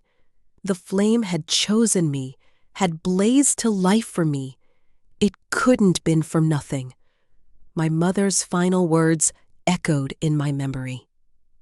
Not as a warning anymore, but as a promise, until the flame itself demands you shine. And the prophecy the scholar had read, to restore balance, not to maintain the old order, but to fix something that had been broken, to create something new. The ceremony failed, I said slowly, the realization dawning with the clarity of breaking glass. Because we were trying to complete someone else's ritual. 500 women attempted the traditional ceremony, and 500 women failed. Not because they were not worthy, but because the flame was waiting for something different. I turned to face Kale, to face the remnants of the court watching us with desperate eyes. It was waiting for us. For marks that appeared in unexpected flesh, for a bond that would shatter the old hierarchies. We have been honoring tradition by trying to follow protocols written for a different time. But maybe I looked at the dying flame, at the silver embers that had seen me when no one else would. Maybe we honor tradition best by having the courage to evolve it, to forge our own bond our own way. That is blasphemy. The high priestess's objection was automatic, born of a lifetime serving the old ways. The sacred protocols cannot be altered. They have stood for centuries, and they have failed for centuries. I cut her off, surprised by the authority that rang in my own voice. The last successful royal bonding was 8 generations ago. 8 generations of following the same protocols, doing everything exactly as it has always been done, and 8 generations of the flame growing colder and more distant. I gestured to the 7-pointed star blazing on my shoulder, to the matching mark on Kale's chest. These marks haven't appeared in all that time, and when they finally did, they chose an Omega, someone the old protocols would never have permitted in this hall. The flame already broke the rules. It is asking us to do the same. The high priestess opened her mouth to argue, but Kale stepped forward, his hand tightening around mine. "What do you propose, Elara?" he asked. And the trust in his voice, the absolute faith that I might have an answer when everyone else saw only failure, gave me the final surge of courage I needed. I approached the dying flame, each step feeling like a march toward my true destiny. The silver fire pulsed weakly, but it responded to my proximity, strengthening just a little, waiting. The traditional ceremony requires joining hands within the flame, I said, my voice carrying across the hushed hall. A gesture of unity, of 2 souls coming together through choice. But our bond is deeper than that. I reached up to my torn gown, pulling it further down my shoulder until the 7-pointed star was completely exposed, blazing silver bright against my skin.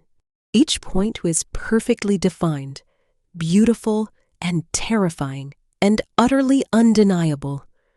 It is marked on our very bodies, proof that we were always meant for this, not by tradition, but by destiny itself. Understanding dawned in Kale's eyes. Without hesitation, he pulled his torn ceremonial shirt over his head, baring his chest. The matching 7-pointed star over his heart glowed in response to mine. The 2 marks pulsed in unison, calling to each other across the small space that separated us. Baring his chest, the matching 7-pointed star over his heart glowed in response to mine. The 2 marks pulsed in unison, calling to each other across the small space that separated us. Murmurs of shock rippled through the crowd. This was not protocol. This was not proper. The bride and groom standing half naked before the entire court, abandoning ceremony for something raw and primal and utterly unprecedented. But the sovereign flame burned brighter. Just a little, just enough to show it was listening. "Together," Kale said, offering his hand once more. "Together," I agreed, and we stepped into the flame, not approaching it, not reaching our hands into its fire as tradition demanded.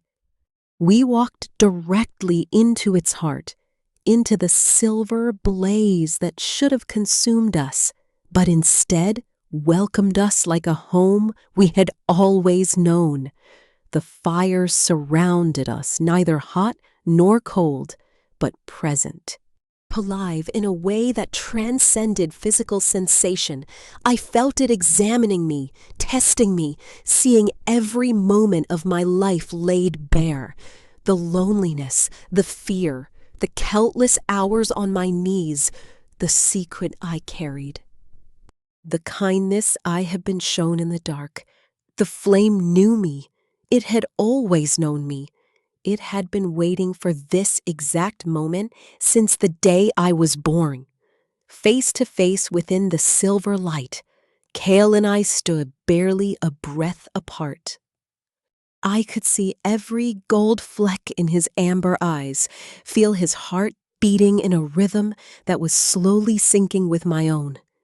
"Trust me," I whispered. Then I turned, presenting my back to him, vulnerable and exposed.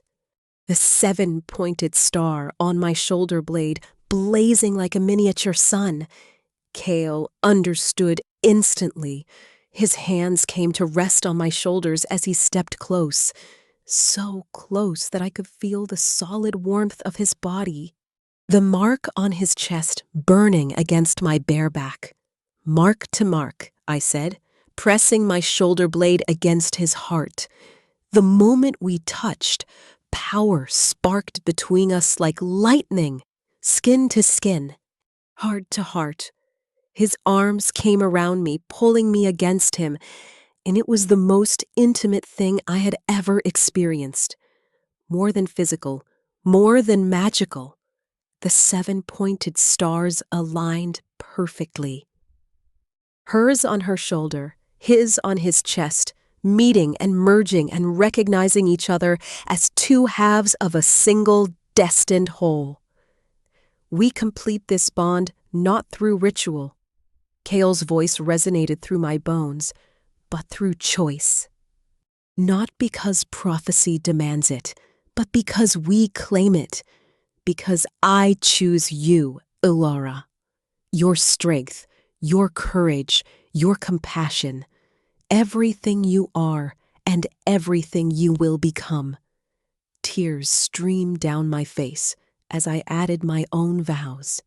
Words that came from a place deeper than conscious thought. Before all who witness, we forge a new tradition, one where the flame recognizes hearts, not bloodlines, where worth is measured by courage, not birth, where every voice matters, not just the loudest, where omegas and alphas stand as equals, where compassion is strength, where mercy is power.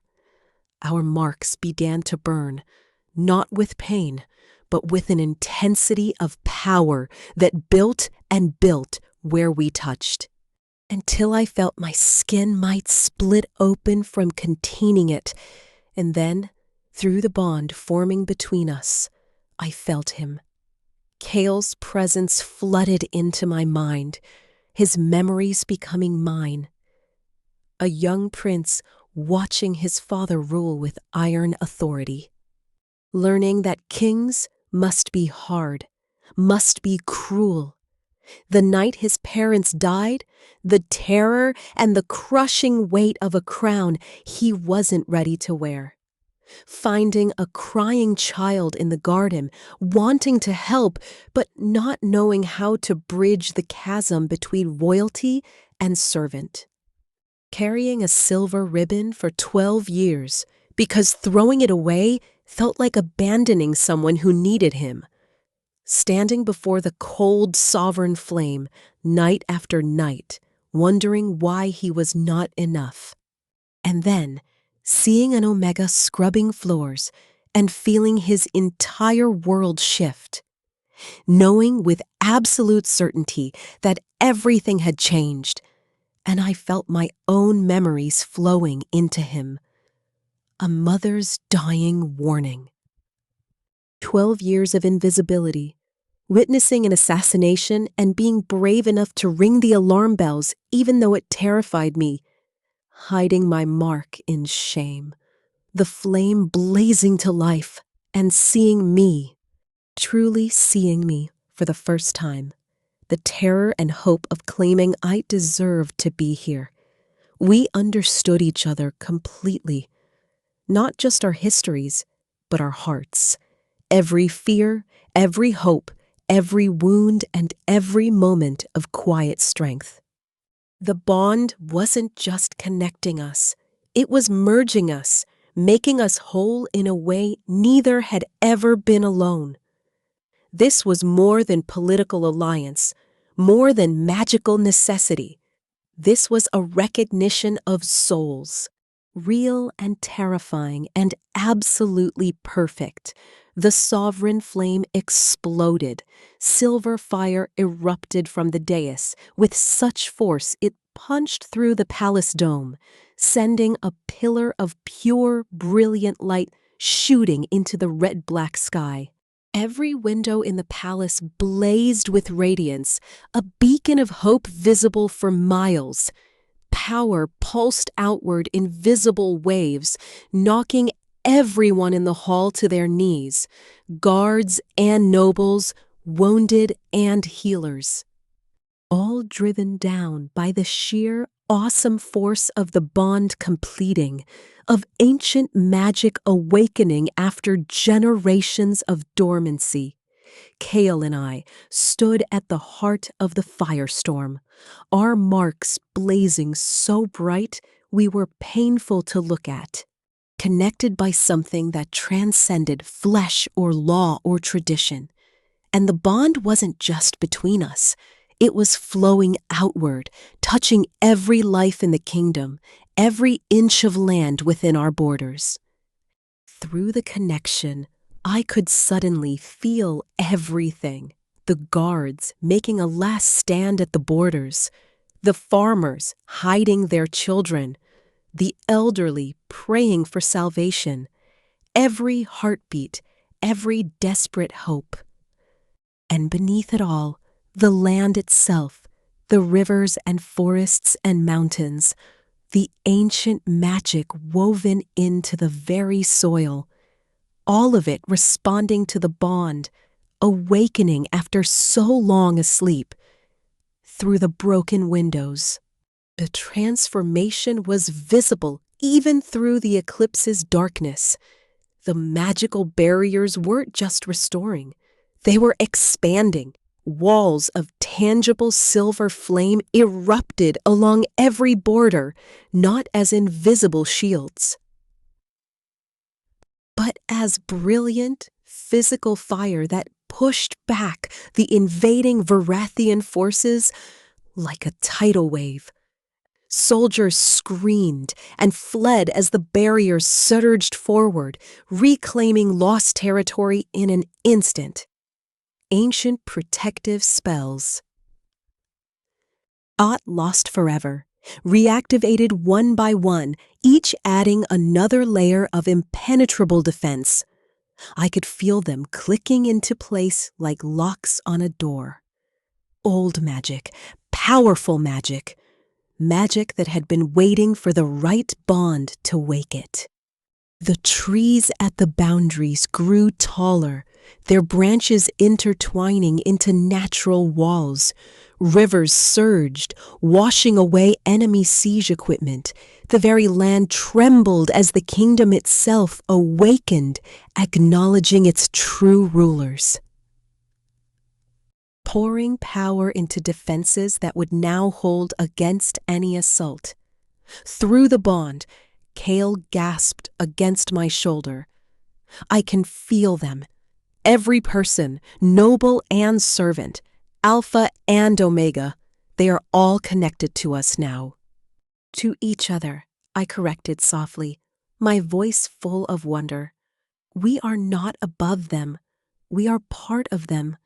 The bond does not make us rulers. It makes us servants to them, to the land, to the future we are building. The blood eclipse was passing. The moon slid away from the sun, revealing slivers of glorious golden light that grew broader with each heartbeat.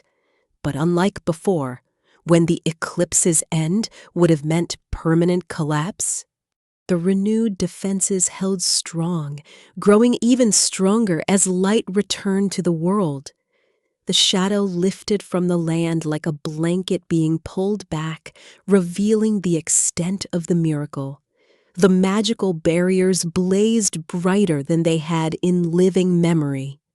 Expanding beyond the kingdom's historical borders, the Varathian forces weren't just retreating, they were fleeing in absolute terror-stricken panic. Their commanders saw the impossible made real, a kingdom with defenses stronger than before the eclipse. Stronger than they had been in 8 generations, all because 2 people had chosen to forge their own path. The sovereign flame settled into a steady, eternal burn, no longer cold, no longer waiting, but alive, complete, a beacon visible from every corner of the kingdom, proclaiming that balance had been restored. Kale and I stood within its heart, still connected mark to mark, and felt the bond seal itself with finality. Unbreakable, unprecedented, perfect. As the power gradually settled, we became aware of the watching court. Everyone was on their knees, not in forced submission, but in genuine, awe-struck reverence for the miracle they had witnessed. The high priestess was weeping openly, her face transformed by wonder.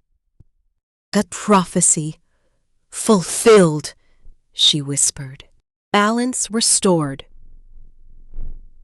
Not by preserving the old ways, but by having the courage to forge new ones." She looked at us with something like religious fervor. "You did not just complete the ceremony. You transformed it. You made it into something better, stronger, more true than anything that came before." I stepped out of the flame, still connected to Kale, through the bond that would now link us for the rest of our lives. I looked at the assembled crowd, nobles and servants, alphas and omegas, all equal before the flame's light. "The bond is complete," I said, my voice quiet but carrying to every corner of the vast hall. "The kingdom is safe. The barriers will hold." I paused, letting the wave of relief wash over them before I continued. "But this is just the beginning." I thought of the young Omega's whispered thanks, of Lady Lysandra defeated but spared, of the long, hard road ahead. "The harder work starts now," I continued, my voice growing stronger.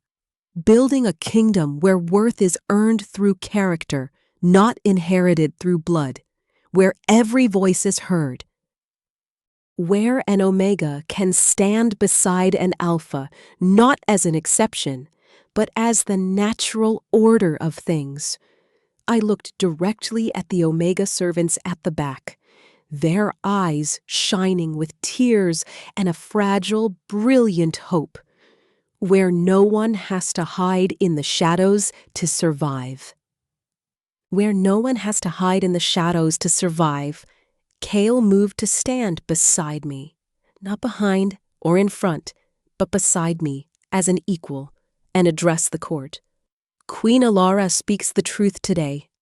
We do not just restore the old kingdom, we forge a new one. And every person here, noble and servant, powerful and overlooked, will help us build it. Because that is what the flame chose. That is what the marks demanded. That is what balance truly means." The silence held for one more heartbeat. Then the entire court rose to their feet and began to applaud. Not the polite clapping of ceremony, but genuine, thunderous, joyous applause that shook the very foundations of the palace.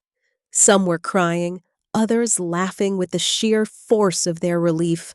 The Omegas in the back were embracing, celebrating not just the kingdom's salvation, but their own liberation.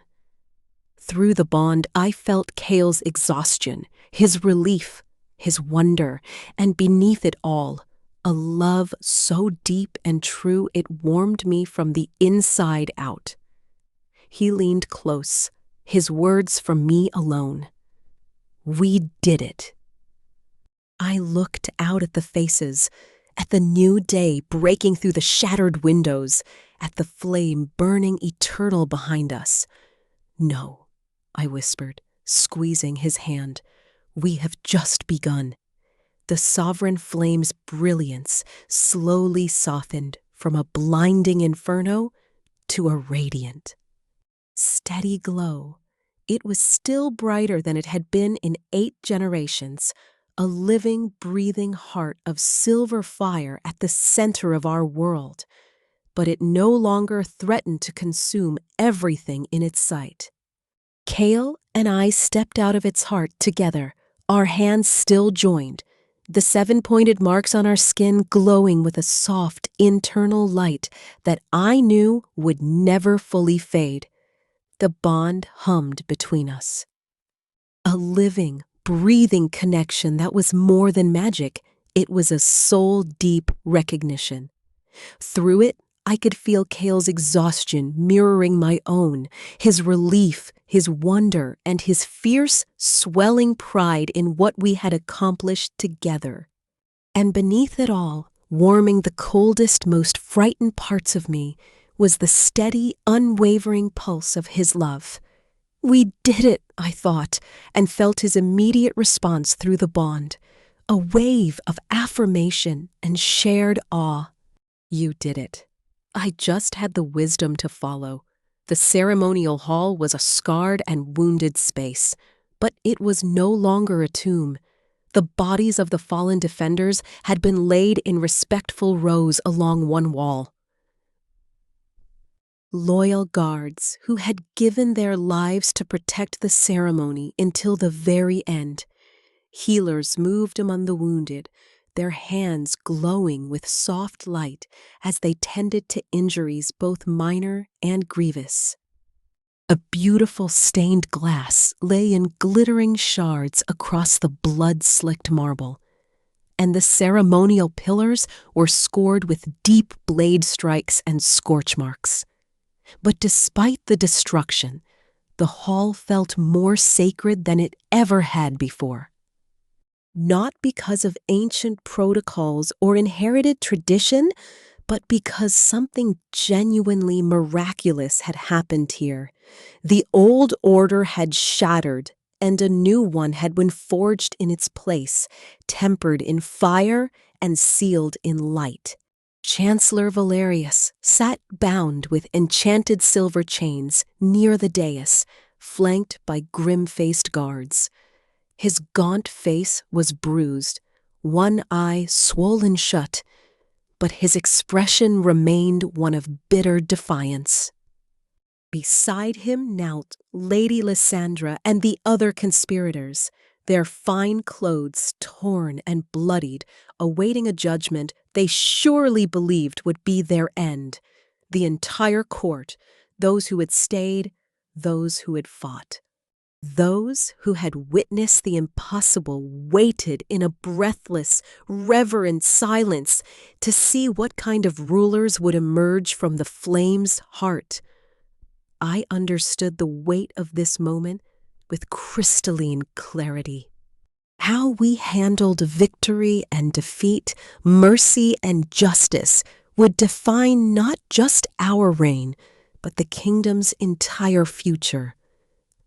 I looked down at myself. My torn ceremonial gown hung in bloodied rags. My feet were bare against the cold marble. and I wore no crown. I should have felt exposed, vulnerable, diminished. Instead, I felt a power that had nothing to do with rank or title. The 7-pointed star on my shoulder blazed bright enough to illuminate the hall. Undeniable proof of the flame's choice. I looked like a warrior queen, not crowned through birth, but earned through blood, courage, and the willingness to stand when every instinct screamed to hide. Hale squeezed my hand gently. Through the bond, I felt his encouragement, his absolute faith that I would know the right words. I stepped forward, and the assembled court leaned in to listen. I was silent, I began. My voice, so long unused for anything beyond whispers, now carried across the vast hall with a quiet, undeniable power. Because silence was survival. I was invisible because invisibility meant safety. I let my gaze sweep over the watching nobles. Saw some of them flinch with recognition or shame. I scrubbed these floors for 12 years, and not one of you knew my name. The truth of it hung in the air, a stark and uncomfortable confession for them all. But the sovereign flame saw me. I touched the mark on my shoulder, feeling its warm, living pulse beneath my fingertips. It saw past rank and title and bloodline to something that matters more, the strength to endure. The courage to rise, the wisdom to show mercy when vengeance would be easier. My gaze swept across the assembled crowd, meeting eyes that had once refused to acknowledge my existence. This mark does not make me better than you. It does not elevate me above anyone in this hall. I paused, letting the revolutionary concept settle in their minds. It makes me responsible to you, all of you, nobles and servants, warriors and scholars, those born to privilege and those who scrub floors in darkness. I looked directly at the Omega servants pressed against the back wall, their faces streaked with tears, their eyes shining with a hope so fragile it hurt to witness. The old ways held wisdom. Our ancestors built something remarkable, a kingdom that has stood for centuries, traditions that connected us to our past. I do not want to destroy that. My voice hardened, finding a new edge. But those old ways also held cruelty. They held the belief that some people matter more than others, based purely on the circumstances of their birth. They held the conviction that Omegas existed only to serve, that our voices did not deserve to be heard, that our pain did not matter. I saw several nobles shift uncomfortably. Good, they should be uncomfortable. We can honor tradition without being imprisoned by it, I declared. We can preserve what was beautiful about the old ways while having the courage to transform what was ugly. Today, I looked around at the ruined hall, at the blood and broken glass and the flame burning eternal behind me. Today, we begin building a kingdom where worth is earned through character, not inherited through blood. Where the flame recognizes hearts, not family names. Where every voice matters, not just the loudest or most powerful. I turned to face the bound conspirators.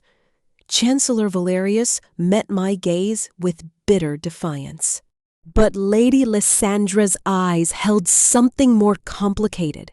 Fear, yes, but also a dawning shame, the first stirrings of understanding. And we begin, I said, my voice gentle now, yet firm, with mercy. Gasps rippled through the hall. Several nobles called out in protest. Traditional law demanded execution for treason, for attempted assassination, for betraying the kingdom to foreign powers. Every precedent said, kill the traitors and be done with it. I held up my hand for silence. Chancellor Valerius, Lady Lysandra, those who conspired with you, I addressed them directly. You will face justice. You will answer for your choices before the full court. You will spend years, perhaps the rest of your lives, serving the kingdom you tried to destroy, rebuilding what you broke, helping those you once considered beneath you, learning, if you can, that worth is not measured by bloodline or rank. Valerius spat blood onto the marble. You think mercy makes you strong? It makes you weak, soft. Your kingdom will fall because you are too pathetic to do what must be done. Silence! Cale's command cracked like a whip, and the chancellor's mouth snapped shut. You have lost the right to speak in this hall, but my queen has given you something you do not deserve. A chance to live, to learn, to become better than the fear and hatred that drove you to betray us all. I continued, my voice carrying to every corner. Killing you would be easy. It would satisfy the court's desire for vengeance. It would follow tradition and law and every precedent we have. I thought of the young Omega's whispered thanks. After 12 years learning that cruelty was normal, of the world I wanted to build. But easy is not the same as right. We are showing you a better way, proving that mercy can be stronger than vengeance. That justice does not require blood. That is the harder path.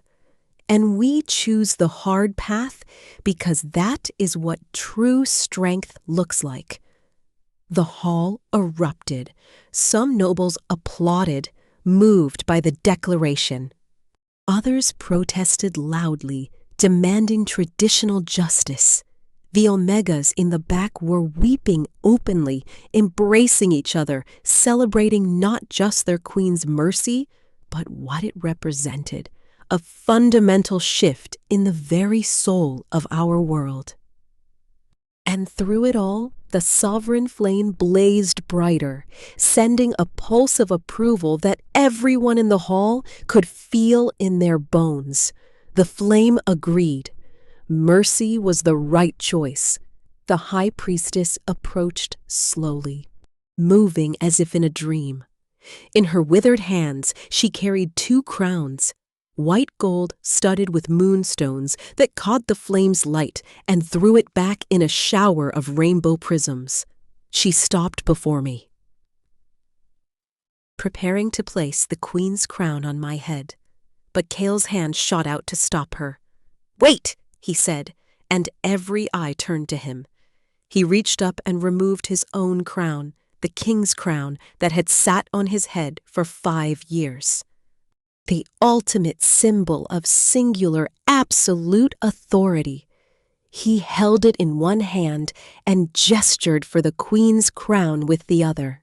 He held it in one hand and gestured for the queen's crown with the other. "We do not rule as king and subject," he announced, his voice carrying the full, unyielding weight of royal decree.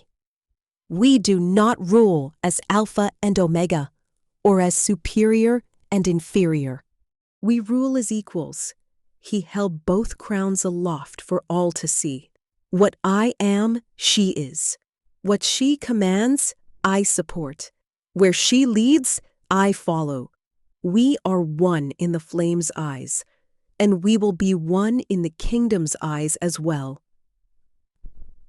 The high priestess's face transformed with understanding and something akin to joy.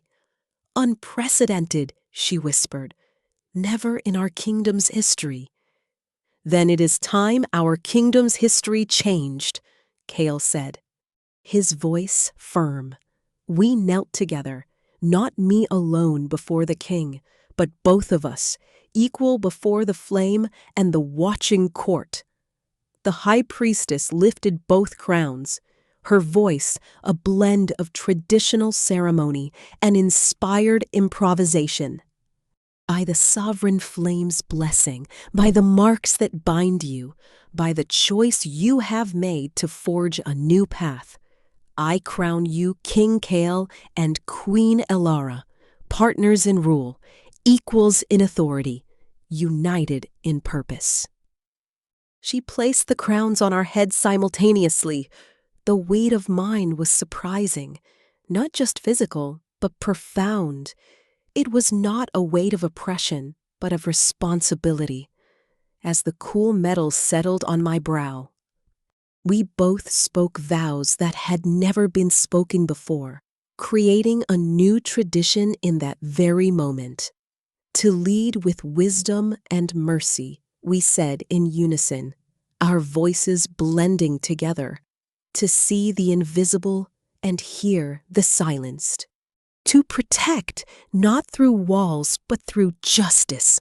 To honor tradition while embracing change. To remember that we serve the kingdom, not the other way around. As the final words left our lips, the sovereign flame sent another, softer pulse of power through the entire kingdom.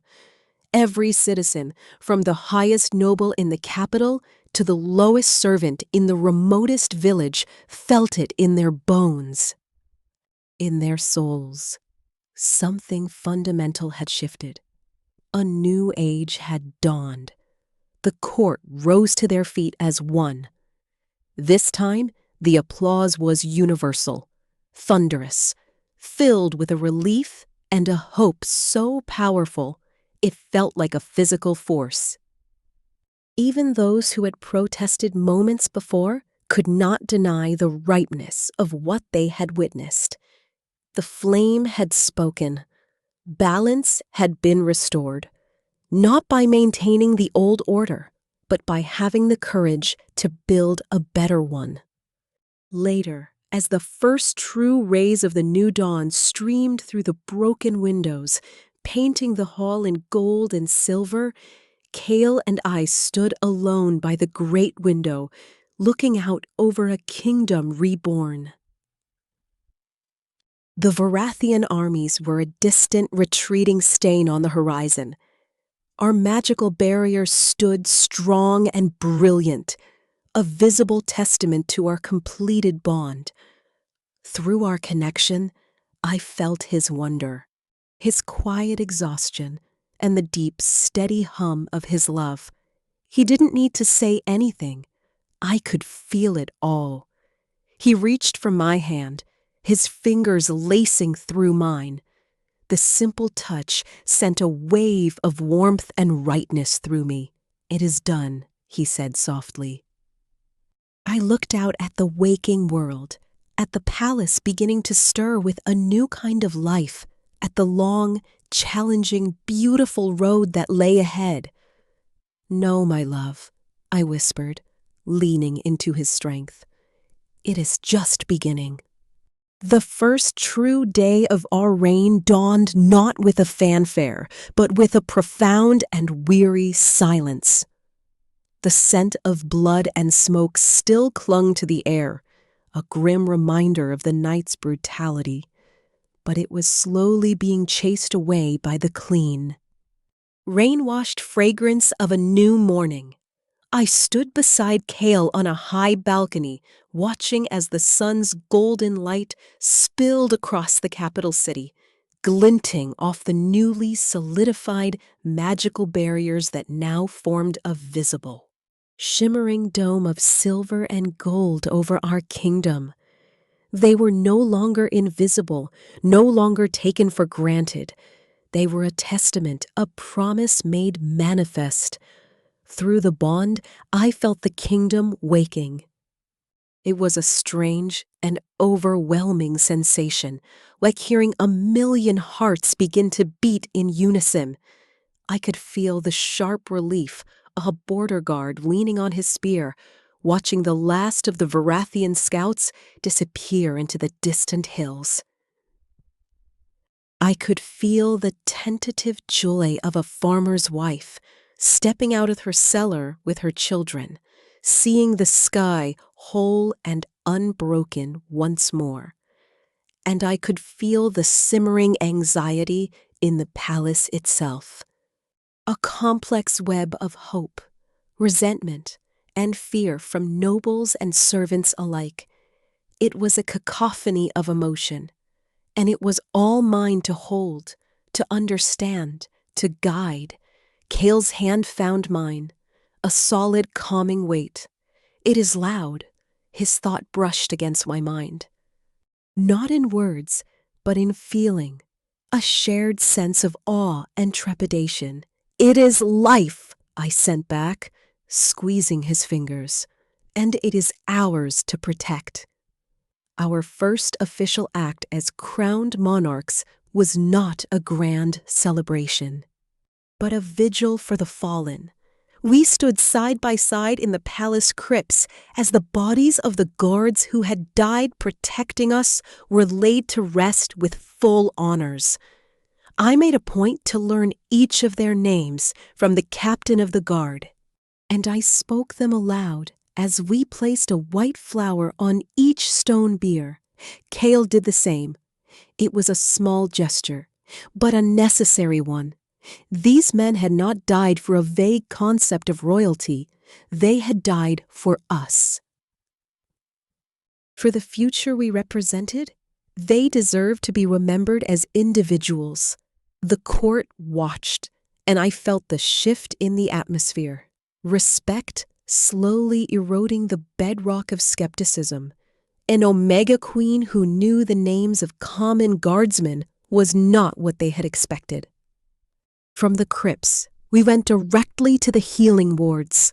The air was thick with the smell of poultices and murmured prayers. I moved from cot to cot, not as a distant figure of pity, but as a presence. I did not flinch from the wounds or the pain.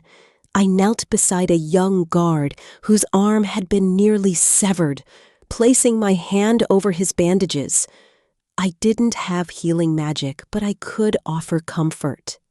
I could let the steady, warm pulse of the bond, of the flame's power that now flowed through me, offer a semblance of peace. His panicked breathing slowed, and he looked up at me with wide, grateful eyes. "Thank you, Your Majesty," he whispered. "Thank you for your courage," I replied, and I meant it. As we moved through the ward, I noticed the other patients, servants who had been caught in the crossfire. Stable hands and kitchen maids with injuries from the panic. In the old order, they would have been treated in a separate, far less equipped infirmary. But Cale had given the order that all wounded were to receive the same care. Regardless of rank, it was another silent revolution. Our next stop was the servants' quarters. I had not set foot in the long, damp dormitory since the night I was taken from it. The air was still stale. The cots still thin and crowded. The Omegas who lived there froze when we entered, their eyes wide with a mixture of terror and disbelief. They scrambled to bow, their movements jerky with fear. "Please, stand," I said, my voice gentle. "There is no need for that here." I walked to the corner that had been mine for 12 years. The stone floor was still uneven. The draft from the cracked window was still cold.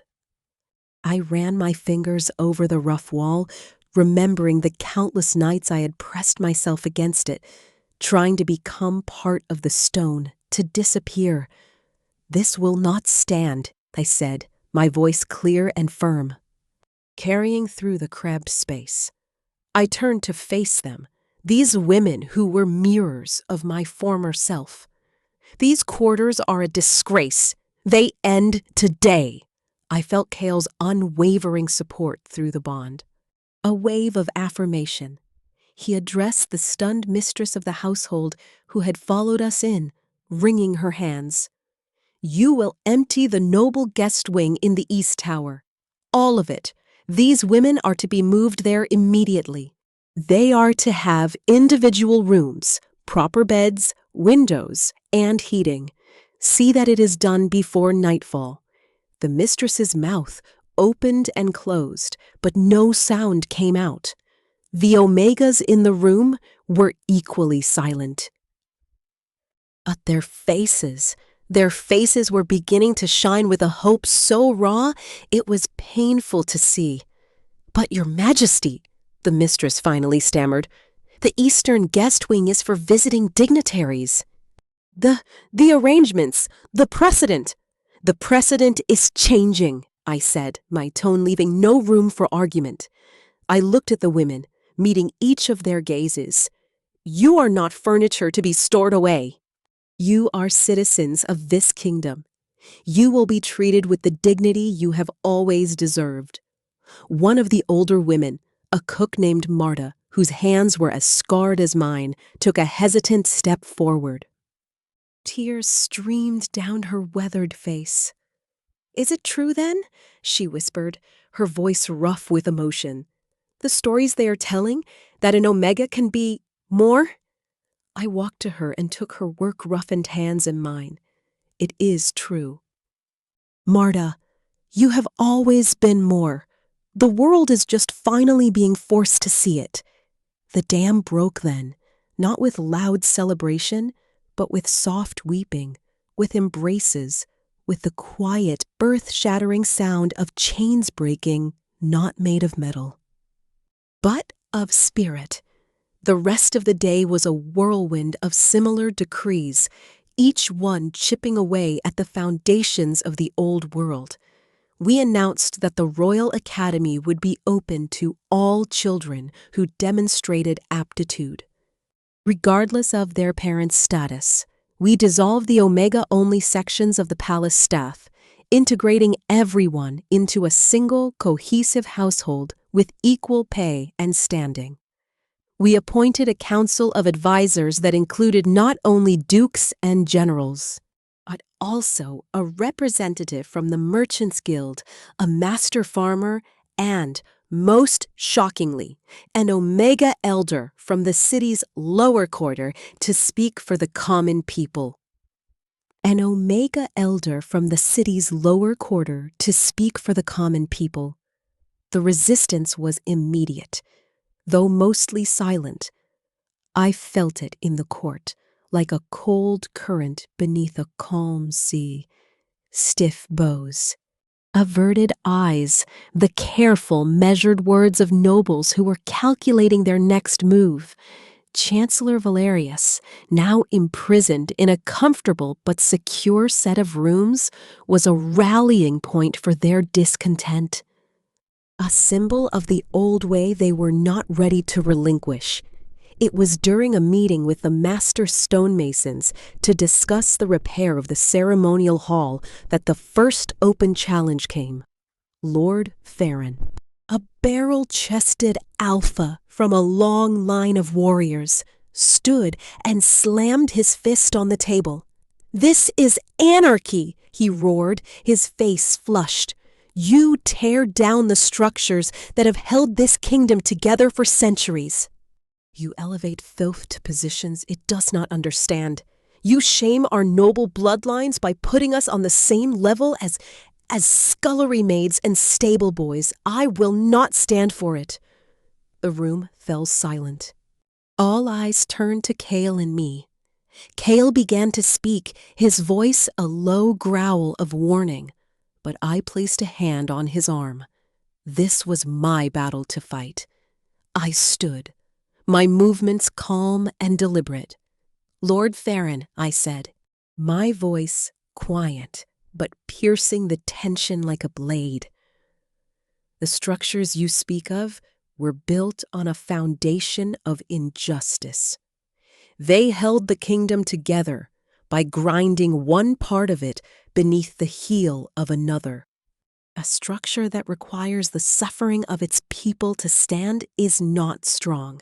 It is brittle, and as we saw last night, brittle things shatter. I walked around the table until I stood before him. He was a head taller than me and twice as broad. But I did not look up at him. I met his furious gaze as an equal. "You speak of noble bloodlines," I continued. "But what is nobility without honor? What is a warrior without compassion? The flame did not choose me because of my bloodline. It chose me in spite of it. It chose me because I understand the value of every life in this kingdom, from the highest general to the lowest kitchen maid. Because I know that a chain is only as strong as its weakest link. And for too long, we have been content to let an entire segment of our people be that weak link." I gestured to the plans for the hall. "We are not tearing down. We are rebuilding, stronger, with a foundation of justice that will not crack under pressure.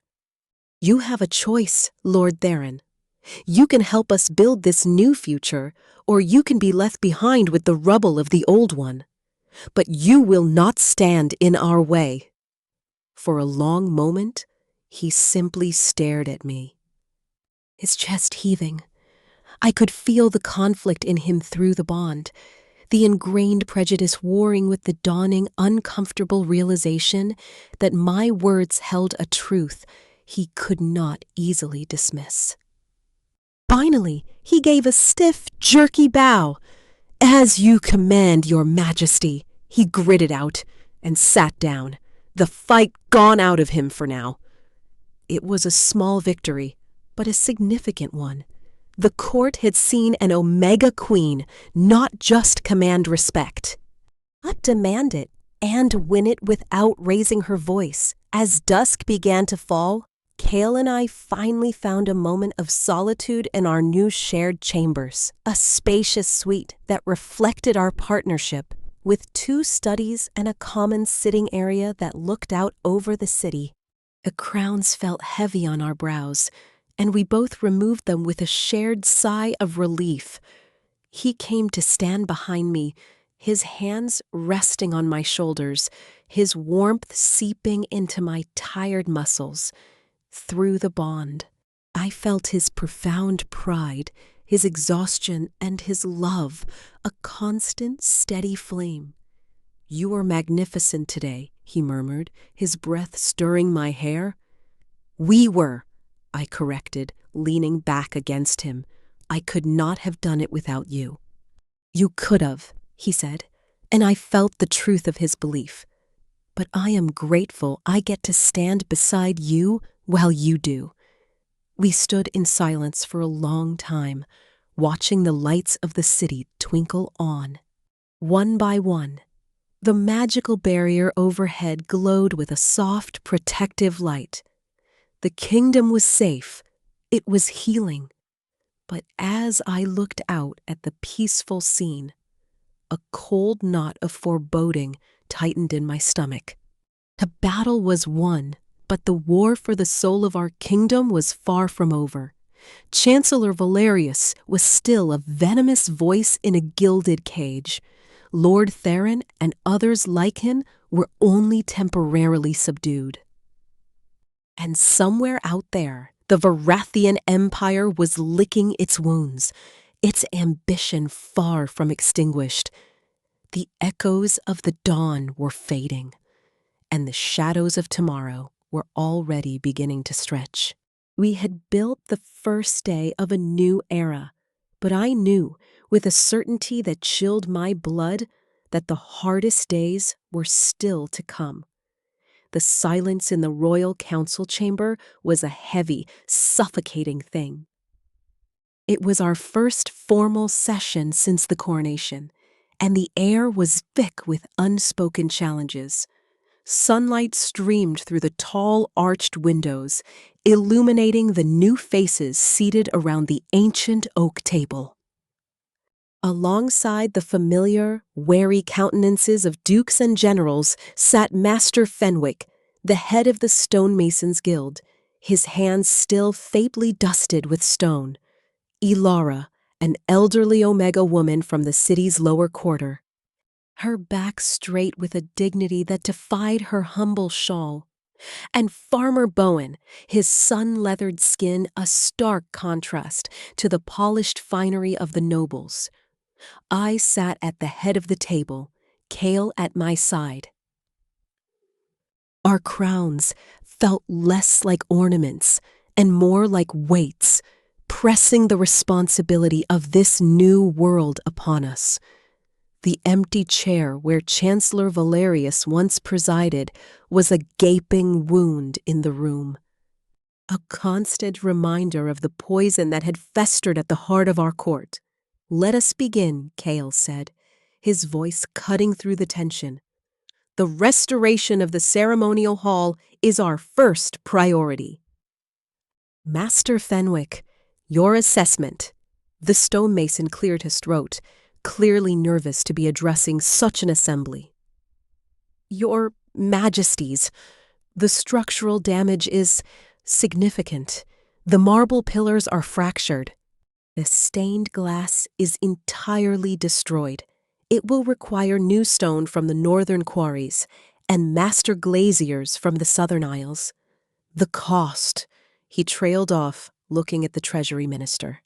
An elderly man named Lord Prewitt, who had served Kale's father. Lord Prewitt stroked his thin beard, his expression sour. The treasury was already stretched thin, preparing for the 500 ceremonies. This unexpected expense, coupled with the new social programs, he said the last two words as if they were a disease. The funds simply are not there. "Then we will find them," I said, my voice calm but firm. All eyes turned to me. "We will suspend the royal tithe for the next quarter. The gold that would have flowed into our coffers will be redirected to the Restoration Fund and to the establishment of the new public infirmaries in the city." A wave of shocked murmurs rippled through the noble side of the table. Suspending the tithe was unprecedented. It was the lifeblood of their lavish lifestyles. "Your Majesty, that is highly irregular," Lord Prewitt sputtered. "The Crown's expenses will be met through a temporary levy on the export of luxury goods," I interrupted. "Goods that primarily benefit the noble houses. The burden of rebuilding our kingdom will be shared by those who have the most to give." The silence that followed was even deeper, more hostile. I could feel their resentment like a physical chill. I had not just challenged their power, I had threatened their wealth. It was then that Lady Ilara spoke. Her voice soft but clear as a bell. "The people in the lower quarter, Your Majesty," she said, her wise eyes meeting mine. "They have heard the promises, but they are still hungry. The winter was long, and the fear of the eclipse kept the merchants from sending their usual shipments. The granaries are low." Farmer Bowen nodded vigorously. "It's true, the Central Plains yielded a poor harvest. We need to rethink the crop rotation. Invest in new irrigation. But that requires coin, and the landowners refuse to front the cost, waiting for royal subsidies that never come." Again, all eyes went to Lord Prewitt. The old system was a tangled web of privilege and neglect. And I was pulling at its threads. "The subsidies will be reviewed and paid from the suspended tithe funds," Kale declared, his tone brooking no argument. "And we will mandate that a percentage of all harvests from Crown lands be distributed to the public granaries at a fixed low price." The nobles looked as if they had been slapped. I felt a surge of gratitude for Kale through our bond. He was using his authority, his understanding of their world, to enforce the changes I envisioned. The meeting continued, a painful, grinding process of upending decades of tradition. with every decision, opening the royal libraries to all citizens, appointing omegas to mid-level administrative posts, diverting funds from the royal hunt to the city watch. The wall of noble resistance grew thicker, more solid. Later that afternoon, I went to him, Chancellor Valerius. His prison was a set of spacious rooms in the highest tower, furnished with every comfort except for freedom. The windows were barred with silver-infused iron, and 2 trusted guards stood watch outside. He was sitting at a desk, writing, when I entered. He did not stand. "Queen Ilara," he said, not looking up from his parchment. "To what do I owe the honor? Come to gloat? To show the scullery maid how far she has climbed?" "I came to see if you had reconsidered your position," I said. Staying by the door, the room smelled of old books and a faint, cloying perfume. It felt like a tomb. He finally set down his quill and looked at me. His eyes were like chips of flint. "My position is unchanged. You are an abomination, a flaw in the great design. The fact that the flame recognized you only proves it is as flawed as you are. Your great design would have seen this kingdom burn," I replied, my voice steady despite the anger his words stirred in me. "Better to burn with honor than to live in the shame you are creating," he snapped, rising to his feet. "You are dismantling everything that made us strong.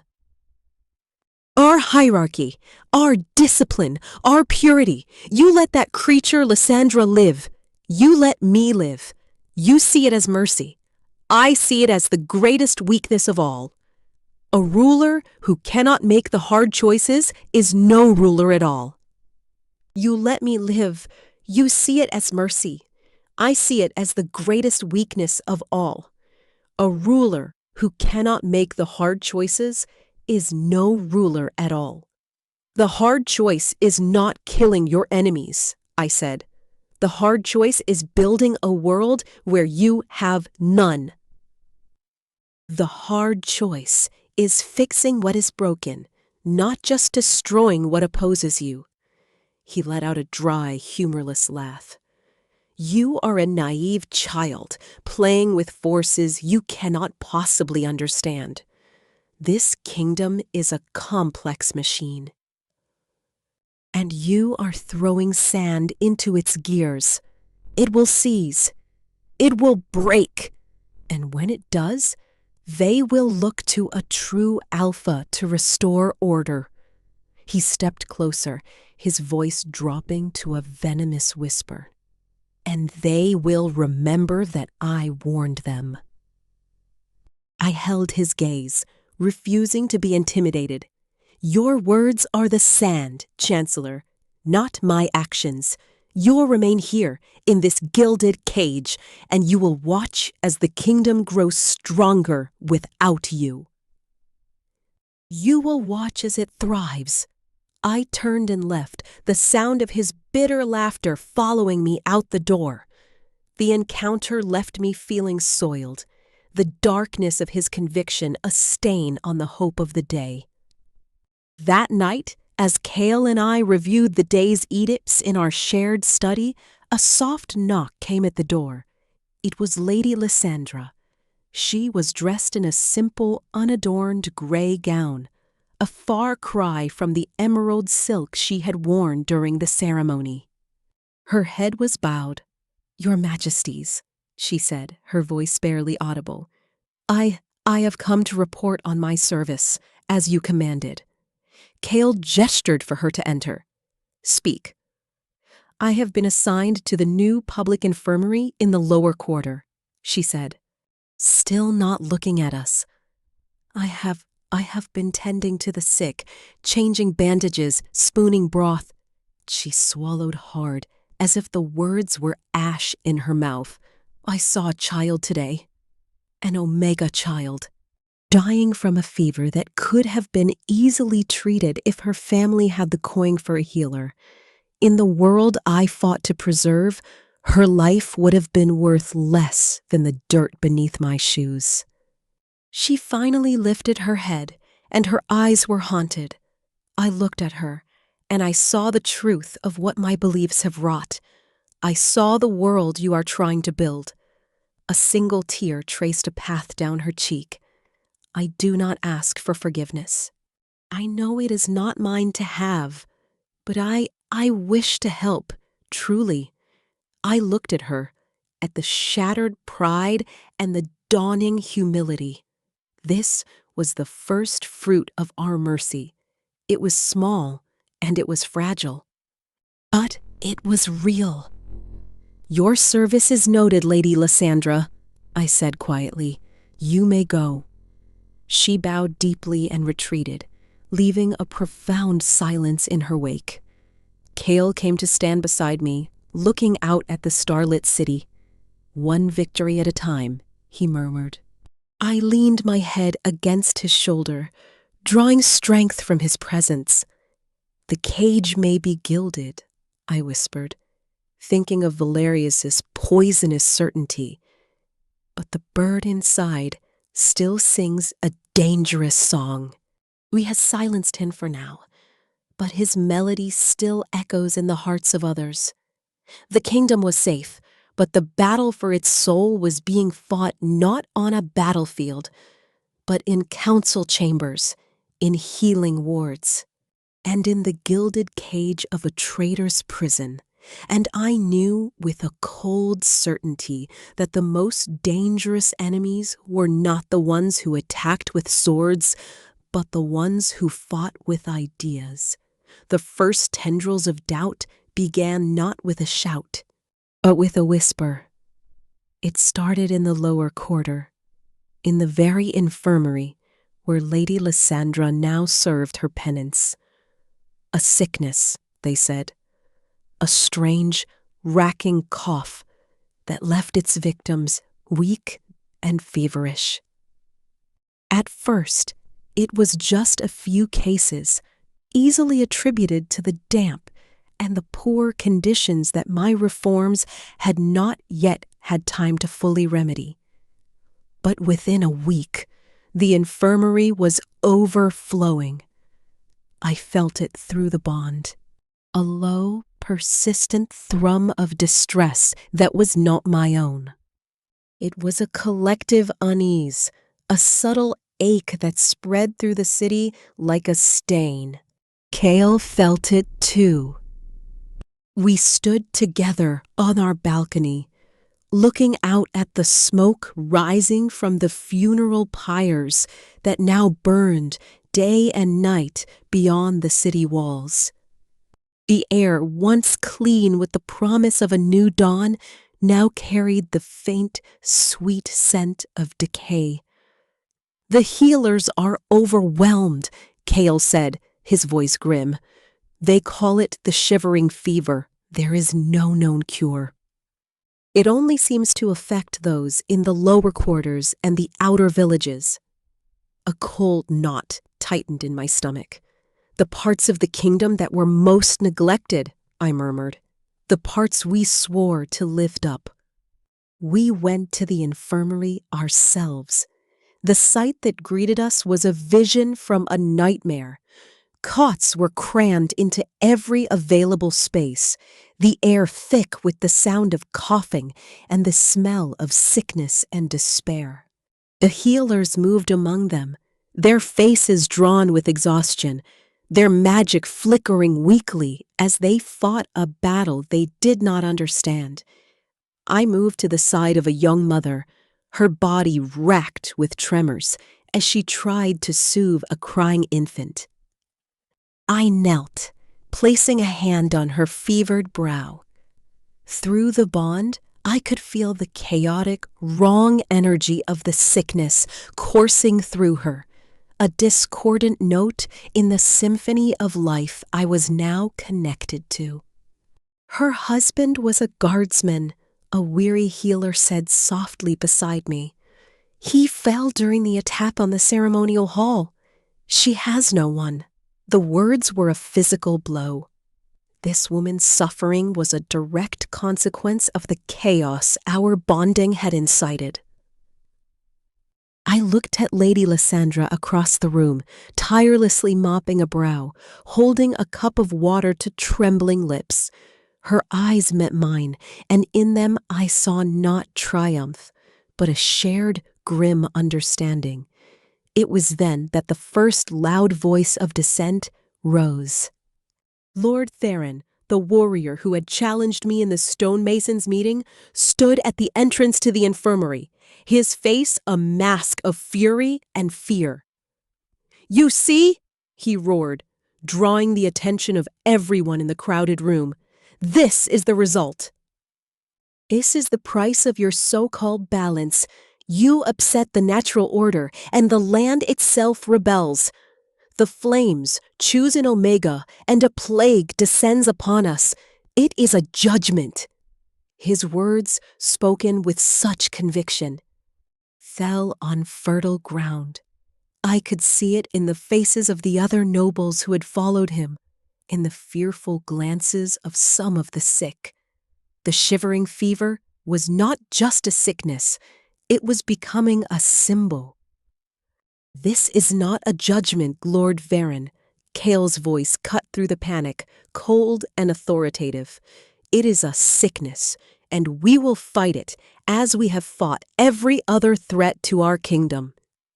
But why does it only afflict the poor?" "The common?" another noble cried out. "Why are our houses spared? It is the land rejecting your new ways." A terrible, chilling thought began to form in my mind. What if they were right? Not about it being a judgment, but about the cause. The bond had awakened ancient magics in the land. What if, in restoring balance, we had disturbed something else, something dormant and dark that preyed on weakness? That night, in the royal archives, I pored over ancient texts with the high priestess. The bond hummed within me, a guide leading me through crumbling scrolls and forgotten histories. "Here," I said, my finger tracing a faded illustration in a healer's journal from 3 centuries past. It depicted similar symptoms. The wasting shiver.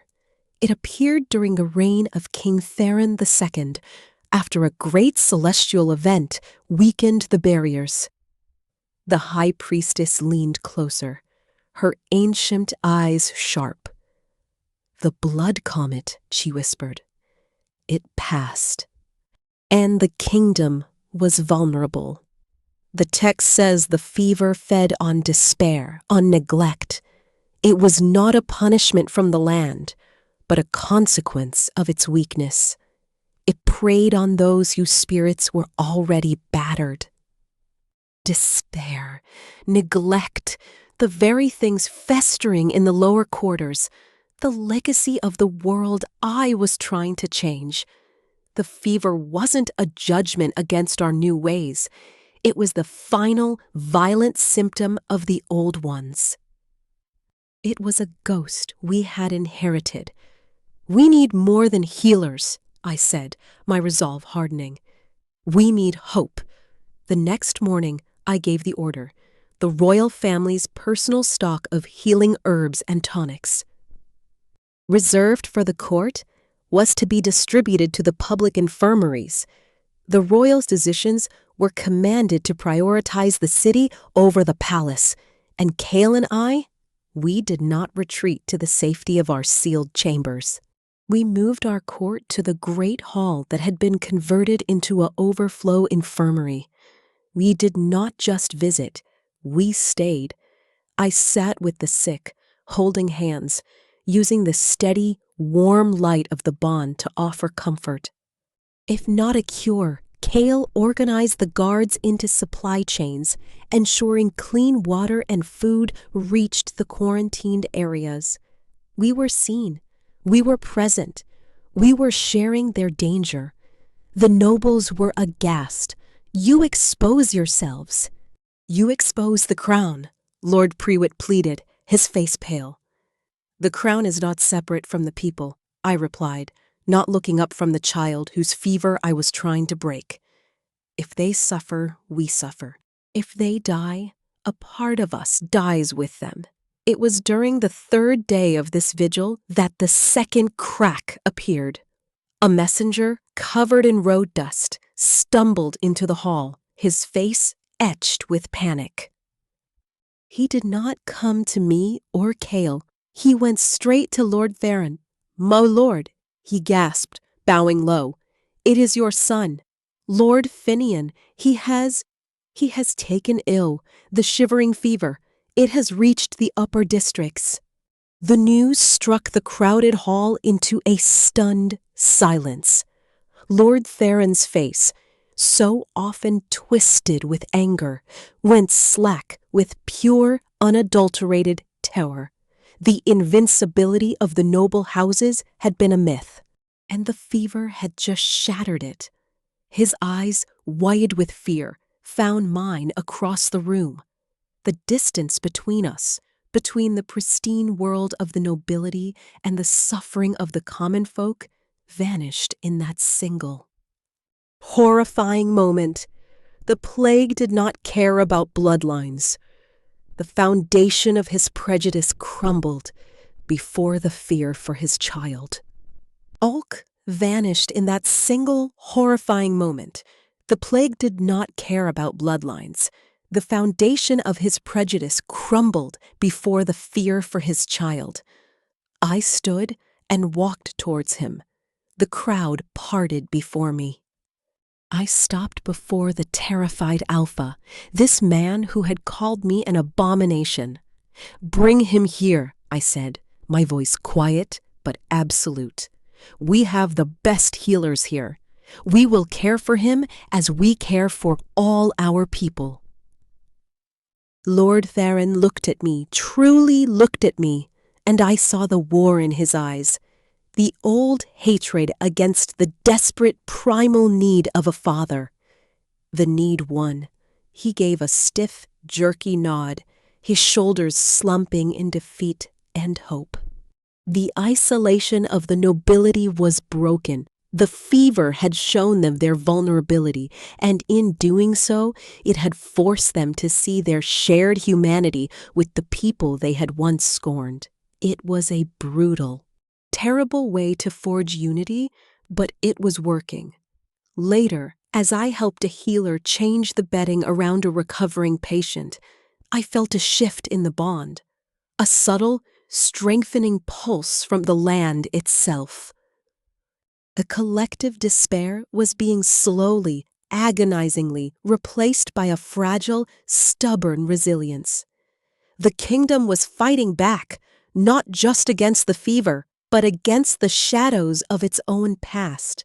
The cracks were still there. A fever was not yet beaten. But as I looked around the hall at nobles and servants, alphas and omegas, all working side by side to fight a common enemy, I saw the foundation of our new world being laid. Not in gold or marble, but in shared struggle and in the hard, unglamorous work of healing. Lord Theron's son, Finian, was brought to the great hall on a litter, his body trembling with the same violent shivers that afflicted the poorest beggar from the lower quarter. The sight of the young noble, his fine clothes soaked with sweat, his face pale and waxy, sent a new kind of shockwave through the court. The invisible wall of privilege had been breached. The plague was now undeniably everyone's problem. I directed them to place his cot near a window where the afternoon light could reach him. Lord Theron stood rigidly by, his face a battlefield of fear, pride, and helplessness. He watched as I knelt beside his son, not with the distant pity of a queen, but with the focused intensity of a fellow warrior in this new, microscopic war.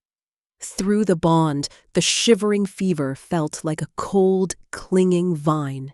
its roots digging deep into Finian's life force, feeding on the very energy that sustained him. It was the same sensation I had felt in the lower quarter, but here, in this young, previously healthy body, the contrast was starker. The sickness was an equalizer of the most brutal kind. "His constitution is strong," the head healer murmured to me, her hands glowing with a soft green light as she passed them over Finian's chest. "But the fever, it does not fight fair. It saps the spirit as much as the body. It feeds on despair." The high priestess's words echoed in my mind, on neglect. I closed my eyes, deepening my connection to the bond. I pushed past the immediate chaos of the infirmary, past the individual pains and fears, and reached for the broader consciousness of the land. The kingdom's life force was a vast, shimmering tapestry, but through it, I could now feel dark, threadbare patches, the areas where the shivering fever had taken root. They corresponded precisely with the most neglected parts of the kingdom, the lower quarter, the outer villages, the overworked farmlands. These were places where hope was a scarce commodity, where the soil of the spirit had been depleted by generations of hardship. This was no random plague. It was a symptom, a manifestation of a sickness that had been festering long before Kale, and I ever stood before the flame. "We are treating the symptom, not the cause," I said, opening my eyes and looking at Kale. He stood beside me, his presence a steady anchor. "The healers can ease the suffering, but they cannot wit out the roots. The land itself is crying out through its people.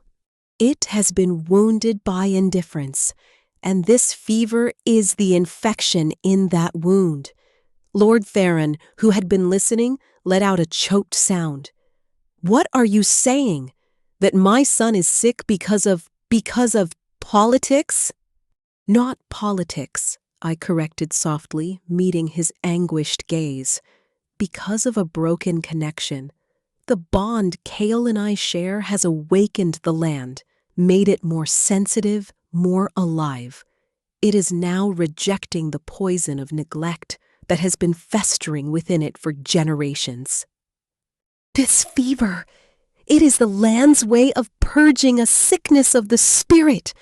The concept was esoteric, difficult for a warrior like Theron to grasp. But the evidence was trembling in the cot before him. "What must be done?" Kale asked, his voice low and serious.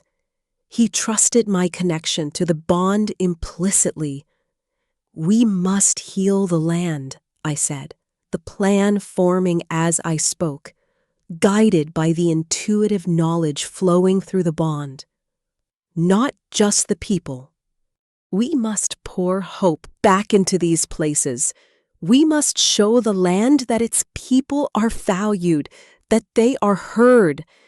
And so we began a second front in the war against the fever, while the healers continued their tireless work. We launched a different kind of campaign. Kale commandeered the royal treasury's remaining funds, not for more medicine, but for food, for clean wells, for teams of workers to repair the crumbling tenements in the lower quarter. We opened the palace granaries fully, ending the fixed low prices and simply giving the food away. I did more than just give orders. I walked the muddy streets of the outer villages myself, my royal guards acting as a labor corps, helping to rebuild collapsed roofs and clear clogged drainage ditches. I sat in dirt with farmers, listening to their struggles and using the bond to sense the exhaustion in their fields. I directed them to new crop rotations I somehow knew would work. Guided by the land's whispered wisdom, it was not a quick fix, The fever raged on, but slowly a change began to occur. It was subtle at first. A patient in the infirmary whose fever broke not after a healer's spell, but after receiving word that his family had been moved from a flooded cellar to a dry, sturdy room. A child who stopped coughing when a hot, nourishing meal arrived daily at her doorstep. The despair was being chipped away, replaced by tangible acts of care, and as hope took root, the fever's grip began to loosen. In the great hall, Finian's condition stabilized. The violent shivering subsided into a fitful sleep. Lord Theron watched. Day after day, as commoners and nobles lay side by side, their fates intertwined, he saw me, the Omega Queen, not holding court from a throne, but holding the hand of a dying blacksmith, my head bowed as I shared in his struggle. One evening, as I was rinsing a cloth in a basin of cool water, Lord Theron approached me. He stood silently for a long moment, his gaze fixed on his sleeping son. "My family," he began, his voice rough with unaccustomed emotion. "We have held lands in the northern hills for 5 centuries.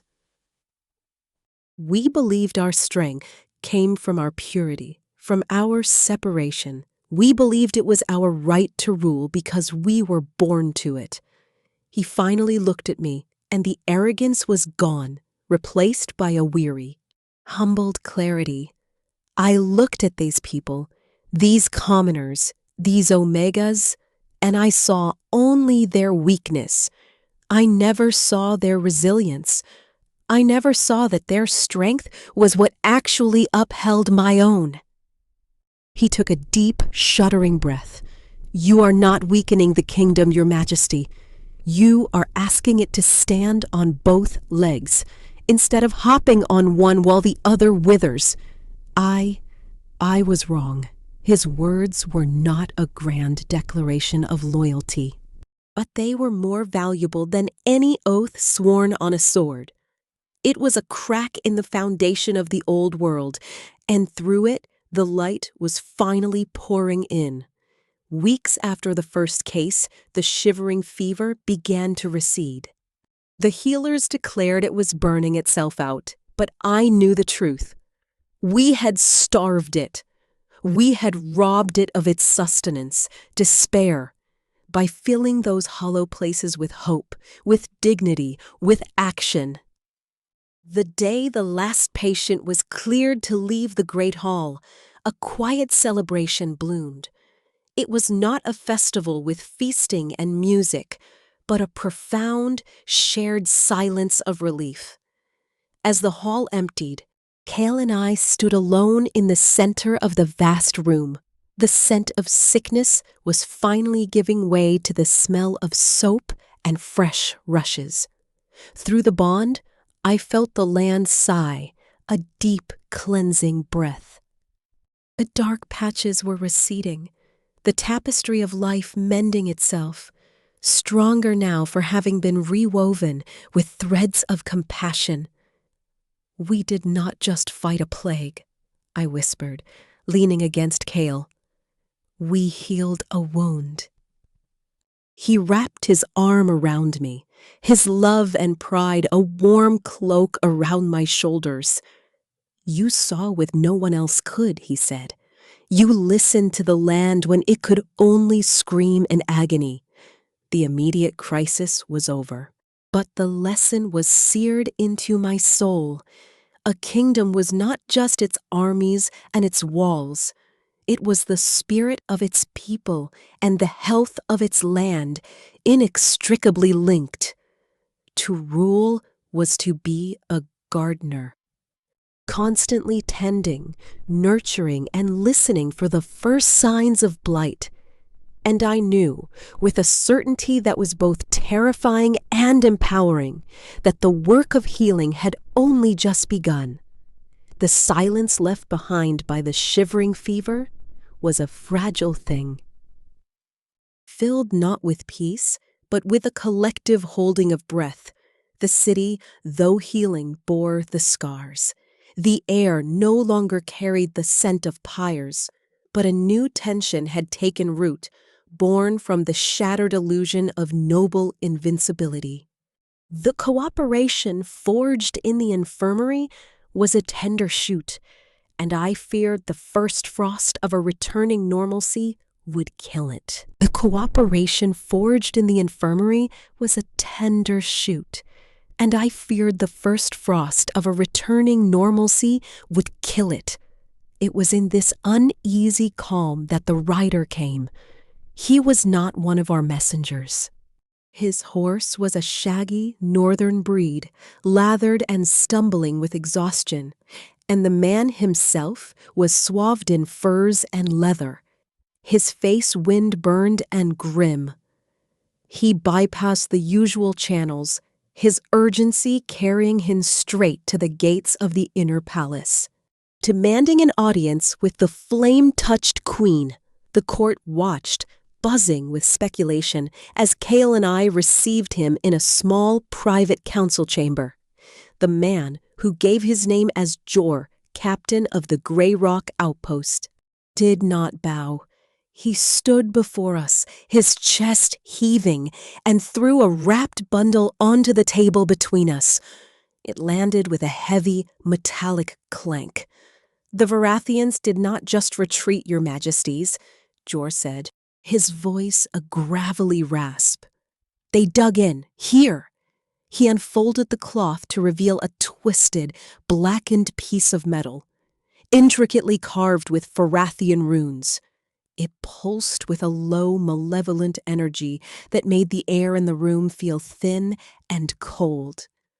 They are not building siege engines. They are building altars. A cold dread entirely separate from the shivering fever trickled down my spine. I reached out with my senses through the bond. I pushed my awareness north, towards the borders. A vibrant living tapestry of our kingdom's magic ended in a sharp, brutal line. And beyond that line, I felt them. Not the organized military energy of an army, but something far worse. Voids. Patches of absolute nothingness.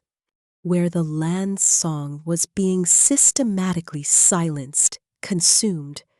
"They are not trying to break our barriers," I whispered, my hand going to the mark on my shoulder, which had begun to throb with a warning ache. "They are poisoning the land itself. They are starving the magic that fuels them." Cale picked up the twisted metal, his knuckles white. "This is dark sorcery. The old texts speak of it. Bloodstone rituals. They defile the land, sacrifice its life force to create dead zones where our magic cannot reach. Where our barriers will eventually fade. The outpost closest to their desecration," Jor continued, his face pale. "The people are sick, not with the fever. It's a different kind of wasting. The crops withering afields. The water from the streams tastes of ash. The children have nightmares that do not end when they wake." He looked directly at me, his eyes desperate. "They say you can feel the kingdom's heart. Can you not feel it bleeding in the north?" I could. It was a slow, insidious drain, a bleaching of color and life from the edges of my awareness. The Varathians had learned. They could not defeat our renewed magic head-on. So they were attacking its source. They were fighting a war of attrition against the soul of our land. The council meeting that followed was a storm. Lord Theron, his loyalty now firmly won, argued for immediate, overwhelming force. "We muster the entire army. We drive them back from our borders and burn their foul altars to the ground. And march our troops into those dead zones?" countered a more cautious general. "Our soldiers would be weakened." Their connection to their wolf spirits muted. It would be a slaughter. We would be fighting on their terms. The barriers are still strong, Lord Pruitt insisted, ever the treasurer. They hold. Perhaps this poison is slow acting. We have time to find a diplomatic solution. There is no diplomacy with a force that seeks to unravel creation itself, the high priestess declared, her voice trembling with a fury I had never heard from her. This is a spiritual war. It cannot be won with swords alone. All eyes eventually turned to me, the Omega Queen who listened to the land. The responsibility felt heavier than any crown. Swords will be needed, I said, my voice quiet but cutting through the arguments. But they will not be enough. I stood, walking to a large map of the kingdom spread across the table. The land is wounded there. Sending an army in is like trying to bandage a wound with a dirty cloth. It may stop the bleeding for a moment, but the infection will fester underneath. I placed my finger on the map, over the northern territories. The land spirit is weak there because the people's connection to it has been neglected for generations. The outposts were forgotten, seen as a punishment detail. The Varathians did not create this weakness. They found it and are exploiting it. I looked at Kale, then at the council. We must send more than soldiers. We must send healers, builders, farmers. We must go there ourselves. The room erupted. Your Majesties! Absolutely not, Lord Pruitt cried. The risk is unthinkable. It is the only way, Kale said. His voice firm.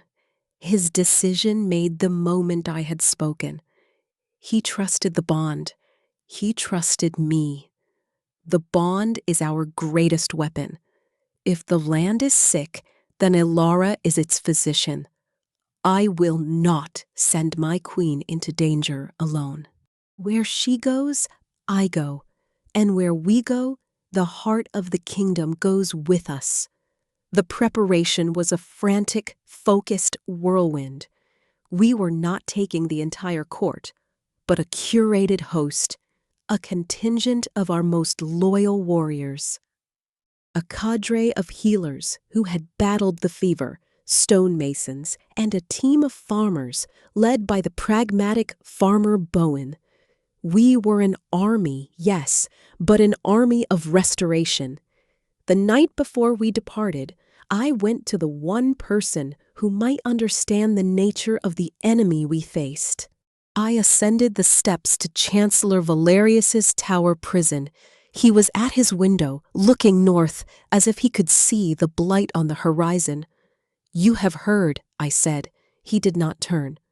The whispers on the wind have grown loud. The Varathians always had a talent for corruption. They do not believe in balance. They believe in dominion. They see the land as a resource to be consumed, not a partner to be cherished. He finally looked at me. And for the first time, I saw not hatred in his eyes, but a grim, resigned respect. You plan to go there, to stand in the dead zones? The land is calling for help, I replied. I must answer. A faint, bitter smile touched his lips. And you think your compassion, your mercy, can stand against that? The power they wield is born of sacrifice and pain. It is a dark, sharp blade. You bring a bandage to a knife fight.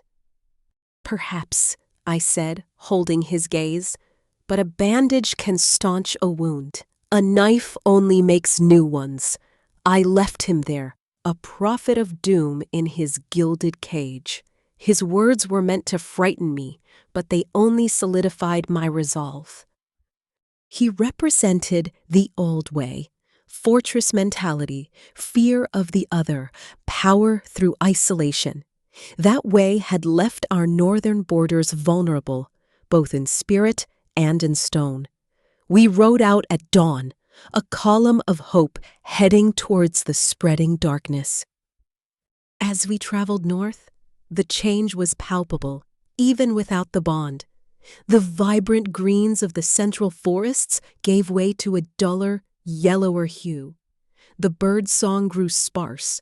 The air lost its freshness, carrying a faint metallic tang. And through the bond, the sensation was 1,000 times worse. It was like listening to a beautiful symphony that was slowly, horribly falling out of tune. The further north we went, the more the harmonious song of the land was drowned out by a dissonant, hungry silence. The Varathian blight was not just a physical poison, it was a spiritual vacuum, and it was growing. The journey north was a descent into a waking nightmare. With every league we traveled, the world grew quieter, grayer, more suffocated. The vibrant hum of life that had become the constant background music of my existence through the bond faded, replaced by a static hiss of nothingness. It was not an absence of sound, but an absence of being. The very air felt thin, starved of the magic that gave it vitality. The forests we passed through were stands of skeletal trees, their leaves a sickly yellow, their branches brittle. No birds nested in them, no squirrels chattered from their boughs. The streams we crossed ran slow and thick, the water the color of mud and tasting of cold iron. The land was not just wounded, it was being unmade. Our party grew quieter as well.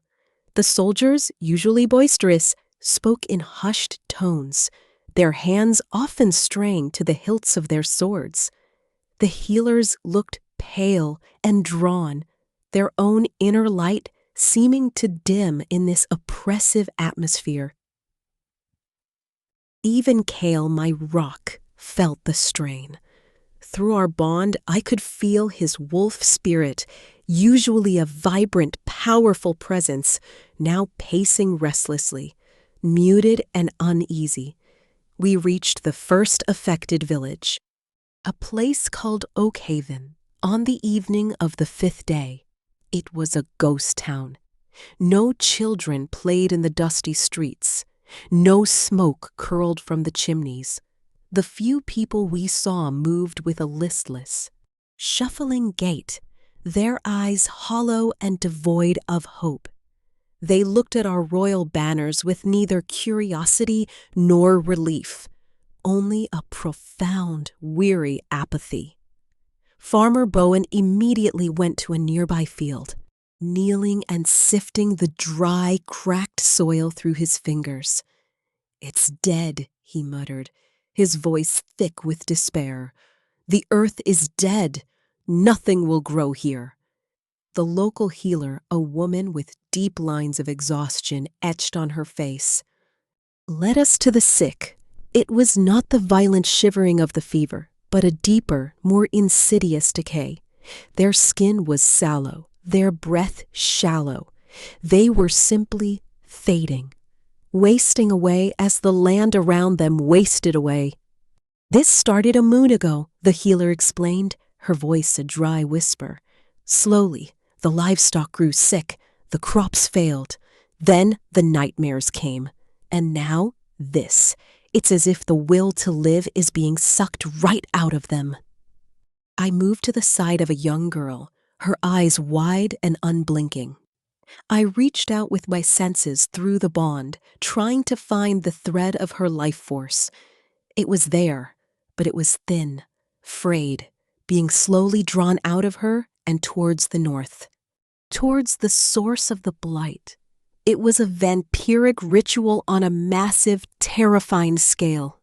It was there, but it was thin, frayed, being slowly drawn out of her and towards the north, towards the source of the blight. It was a vampiric ritual on a massive, terrifying scale. "We cannot heal them here," I said, my own spirit recoiling from the oppressive void. "The sickness is not in them. It is in the air they breathe, the ground they walk on. To stay here is to be drained alongside them." Kale gave the orders.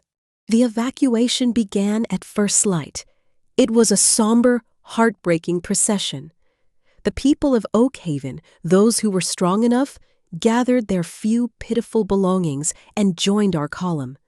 They moved like sleepwalkers, their connection to their home already severed by the blight. We were not just leading them to safety, we were pulling them from quicksand.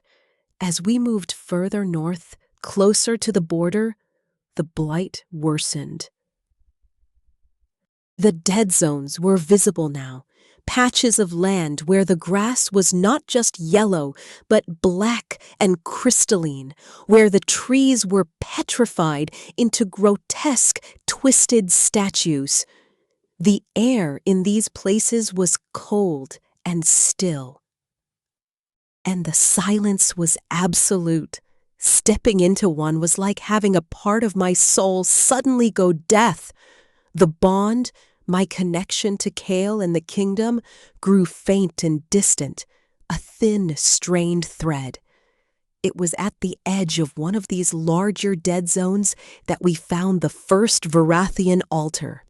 It was a spire of the same blackened rune-carved metal Jor had brought us, thrust into the heart of a petrified forest like a dagger.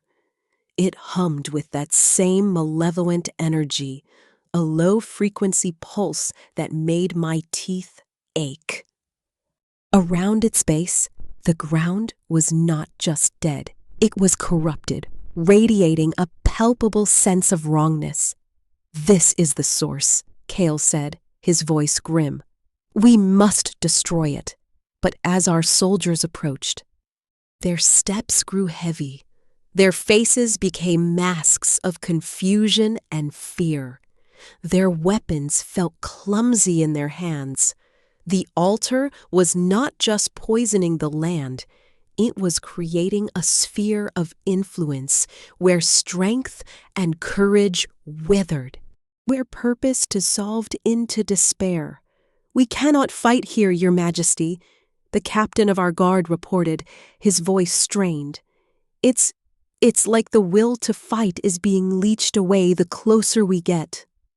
I looked at the altar, feeling its corrosive power. Swords and arrows were useless against this. This was a battle of spirit, of pure, unadulterated life force against a crafted, industrial nothingness. "Let me try," I said. Kale's hand shot out, gripping my arm. "Alara, no. The bond is weak here. If you go in there—" "If I do not, this blight will continue to spread until it reaches the capital itself," I replied. Meeting his worried gaze, "The land is my responsibility. I must answer its call." I stepped away from the column, from the warmth and strength of my people, and walked towards the dead zone. With every step, the world grew quieter. The comforting presence of the bond became a faint, desperate whisper. The mark on my shoulder, which usually blazed with light, now felt cold and heavy. It was like walking into a deep hole. Lightless ocean, the pressure threatening to crush me. I reached the edge of the petrified forest. The air was so cold it burned my lungs. The silence was a physical weight. I could feel the altar's pull. A vortex trying to suck the very life from my body, to silence the flame within me. I closed my eyes, shutting out the horrifying landscape. I turned inward, away from the void, and focused on the one thing the blight could not touch, the memory of life. I thought of the young Omega girl braiding my hair. I thought of the soldier whose life I had comforted. I thought of the shared struggle in the infirmary, the taste of hope after the long night of the fever. I thought of Cale's hand in mine, his love a constant star in my sky. I gathered these memories, these fragments of light and warmth and connection. I fed them into the flickering ember of the bond, forcing it to burn brighter. I was not a queen commanding power. I was a woman offering a memory of what was being stolen. I pressed my hands against the cold, dead earth. It was not an explosion of power. It was a slow, stubborn seepage, a single, fragile root of light pushing its way through cracked, barren soil. The light was the color of the sovereign flame, silver and pure. It spread from my fingertips, a tiny, defiant pool in the vast darkness. It did not destroy the altar. It did not heal the land. But for a moment, in that small circle of light, the oppressive silence broke. I could hear the faint, ragged sound of my own breath. I could feel the faintest drum of life returning to the soil beneath my hands. It was enough. I pulled back, stumbling out of the dead zone and into Cale's waiting arms. I was shaking, drained to the very core of my being, but I had done it. I had proven that the blight was not invincible. It can be pushed back, I gasped, my voice raw. Not with force, with memory, with life. We did not destroy the altar that day. We could not. But we had found our weapon. As we continued our grim journey, evacuating the Forsaken and mapping the spread of the corruption, a new plan began to form. We would not meet the Vorathians in a grand, decisive battle. We would fight for every inch of land, not with armies, but with seeds of light, reclaiming our kingdom one memory, one act of defiant hope at a time. The land was bleeding, but we had found a way to staunch the wound. We established our forward camp, not in the Deadlands, but on the very edge of the blight, in a place called Stillwater. The name was a cruel irony. The water in the stream here was sluggish and tainted, but it was the last outpost where life still clung with desperate tenacity. The air held the faint, sweet scent of decay from the north, a constant reminder of what we fought against. Our strategy was not one of war, but of healing. It was slow, painstaking, and utterly exhausting. Under Farmer Bowen's direction, we began the work of reclamation. We did not try to plant crops. Instead, we planted hope. We cleared the brittle, dying brush and sowed hardy, native grasses whose roots were known to hold the soil. We dug shallow channels to divert what little clean water we could find from deeper, protected springs, and I planted light. Each day, I would walk the perimeter of our camp to the very border where the vibrant green of our efforts met the creeping gray of the blight. I would kneel on that stark dividing line, place my hands upon the earth, and pour myself into it. I did not push against the Varathian corruption. I simply remembered. I remembered the feel of sun-warmed stone in the palace gardens. I remembered the sound of laughter in the lower quarter after the fever broke. I remembered the steadfast love flowing through my bond with Cale. I focused on these memories with all my might, feeding them into the land like water to a parched plant. It was a brutal, draining process. Each session left me trembling and hollow, as if I were wringing out my own soul. Cale was always there to catch me when I stumbled back, his face etched with worry, his own strength flowing into me through our bond. A lifeline in the encroaching darkness. The results were not dramatic. There were no explosions of verdant life, but slowly, imperceptibly at first, the line began to hold. The gray earth where I worked developed a faint, dark richness. A few stubborn, weedy flowers pushed through the soil, their petals a defiant splash of color against the bleakness. It was a scar, but it was our scar, a testament that life could and would. Fight back. Our presence did not go unchallenged. The Varathians were not blind to our efforts. We never saw their main force, but we felt their influence. Our scouts reported strange, shifting mists at the edge of the dead zones.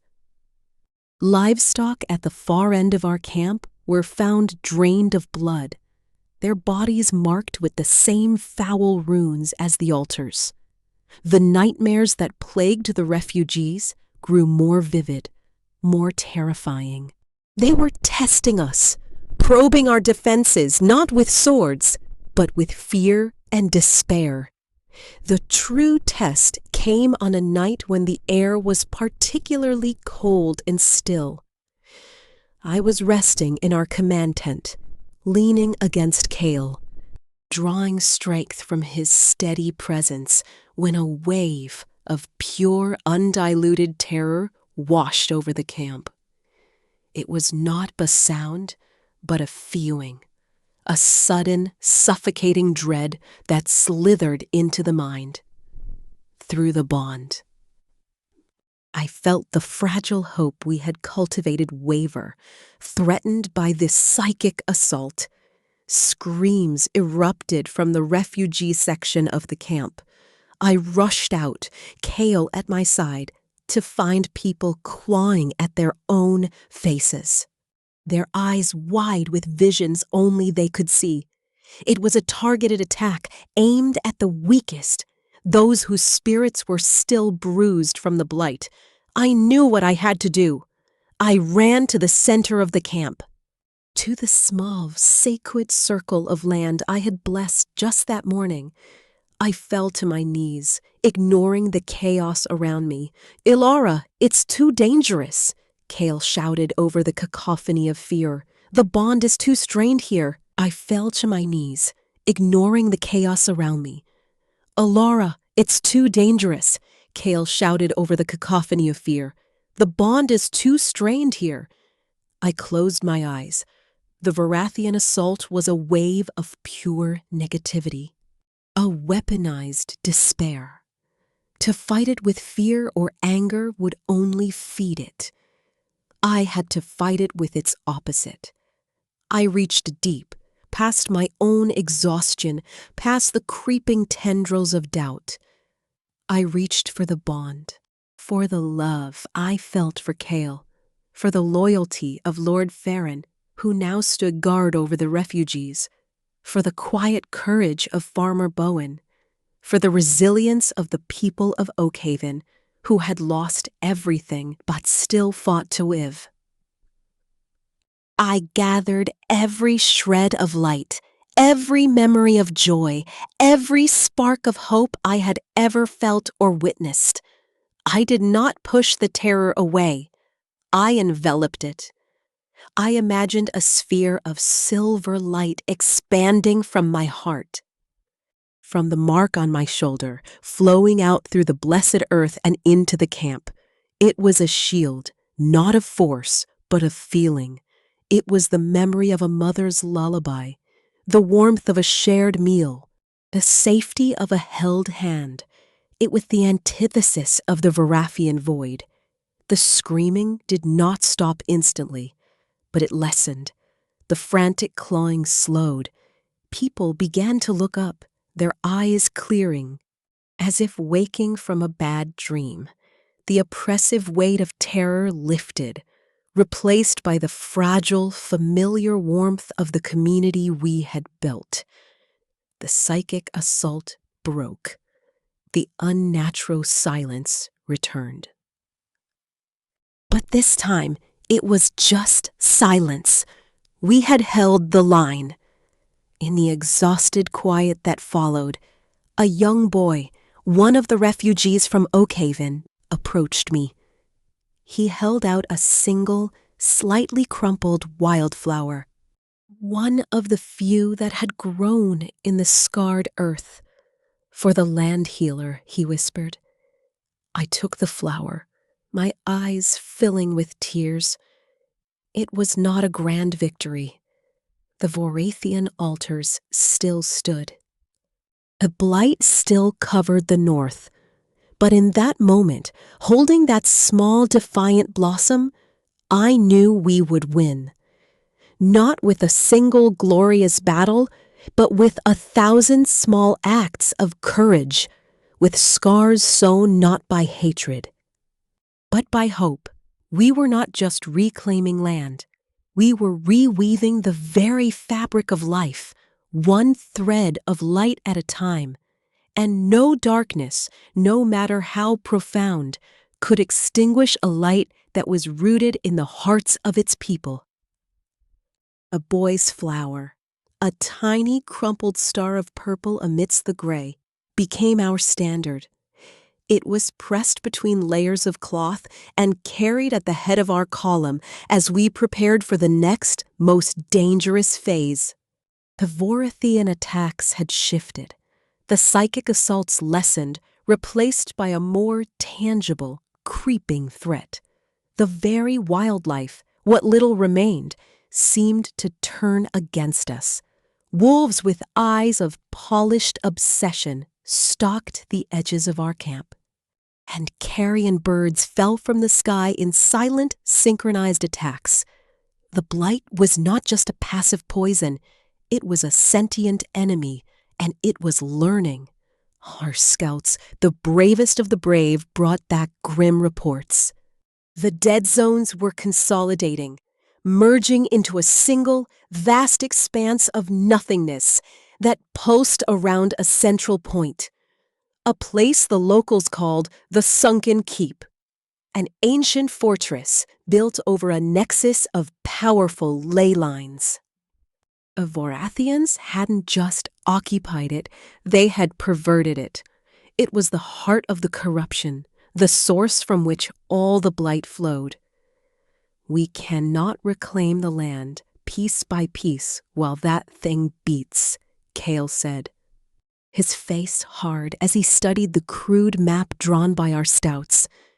It will simply spawn new corruption faster than we can heal it. It is a festering wound, and we are trying to bandage the skin around it. He was right. I could feel it through the bond. A sick, rhythmic pull from the north, a black hole steadily consuming the light and life of our kingdom. Our efforts in Stillwater were a tourniquet on a severed artery. Necessary, but ultimately futile unless we stopped the bleeding at its source. A war council was held in the command tent, the air thick with tension and the faint, ever-present scent of decay. The arguments were the same as before, but sharper, more desperate. "We must assault the keep," Lord Theron insisted, his fist striking the map. A swift, decisive strike cut off the head of the serpent. "And lead our men into the deepest part of the blight?" a younger captain countered, his voice tight with fear. "In there, our strength will be a fraction of what it is here. It would be suicide." "Then what?" Theron roared. "We sit here and watch the gray creep south until it laps at the walls of the capital itself?" All eyes turned to me, the land healer, the flame-touched queen. The responsibility was a cold stone in my gut. I looked at Cale, and through our bond, I felt his unwavering support, his silent promise to follow me into the abyss itself. "We will go," I said, my voice quiet but absolute. "But not with an army." The tent fell silent. "We cannot fight the blight with swords," I continued, An army would be a feast for it. Their fear, their despair, their struggle, it would only make the heart of the blight stronger. This is not a battle of strength against strength. It is a battle of essence against void. I looked at each of them in turn. Kale and I will go. Alone. The outcry was immediate and deafening. Protests, pleas, and warnings crashed over me. It was madness. It was a death sentence. It is the only way, Kale declared, his voice cutting through the chaos. The bond is our weapon. It is the purest expression of the land's will. In that place of nothingness, it will be the only light that can burn. An army would dim that light. Our only chance is to be a single, focused beacon. The journey to the sunken keep was a descent into a hellscape. The land was not just dead, it was twisted. Trees were frozen in agonized contortions. The ground was a brittle black crust that shattered under our feet. The air was so thick with static despair it was difficult to breathe. With every step, the bond grew thinner, the comforting presence of the kingdom at my back fading into a memory. It was just Kale and I, and the relentless, hungry silence. The keep itself was a wound in the world. It was not built of the black metal, but the stone itself had been corrupted, turned slick and obsidian, absorbing the light. The great gates were gone, replaced by a swirling vortex of shadow that led into the courtyard. From within, I could feel it, the core of the blight, a consciousness, ancient and cold and utterly alien. Focused on consumption, we stepped through the gate. The moment we crossed a threshold, the world vanished. The bond, my connection to Kale, snapped. One moment I could feel his love, his strength. His very soul intertwined with mine. The next, there was nothing. A void so absolute it was a physical pain. I was alone. Truly, utterly alone for the first time since the flame had chosen me. I heard Kale gasp beside me, his hand clutching at his chest, his face a mask of shock and loss. The blight had found our greatest strength and severed it. The courtyard of the keep was a landscape of nightmares. The ground was a mosaic of frozen screams. In the center stood the source, not an altar, but a living tree, or what had once been a tree. Its bark was the same corrupted stone. Its branches were jagged shards of metal, and from its limbs hung the ghostly, fading echoes of the lives it had consumed. It was a perversion of life, a tree of death, and at its base stood a figure. It was not Varathian, it was something else, a being woven from shadow and stolen spirit. Its forge shifting and indistinct. It was the guardian, the will of the blight given form. You are the spark. A voice echoed in my mind, cold and scraping. The anomaly. You will be extinguished. Your light will feed the great silence. It glided towards us, and with its approach, the void pressed in, a weight that threatened to crush my spirit. I tried to reach for the bond, for the memory of light, but the emptiness was too profound. I was a single candle in an ocean of night.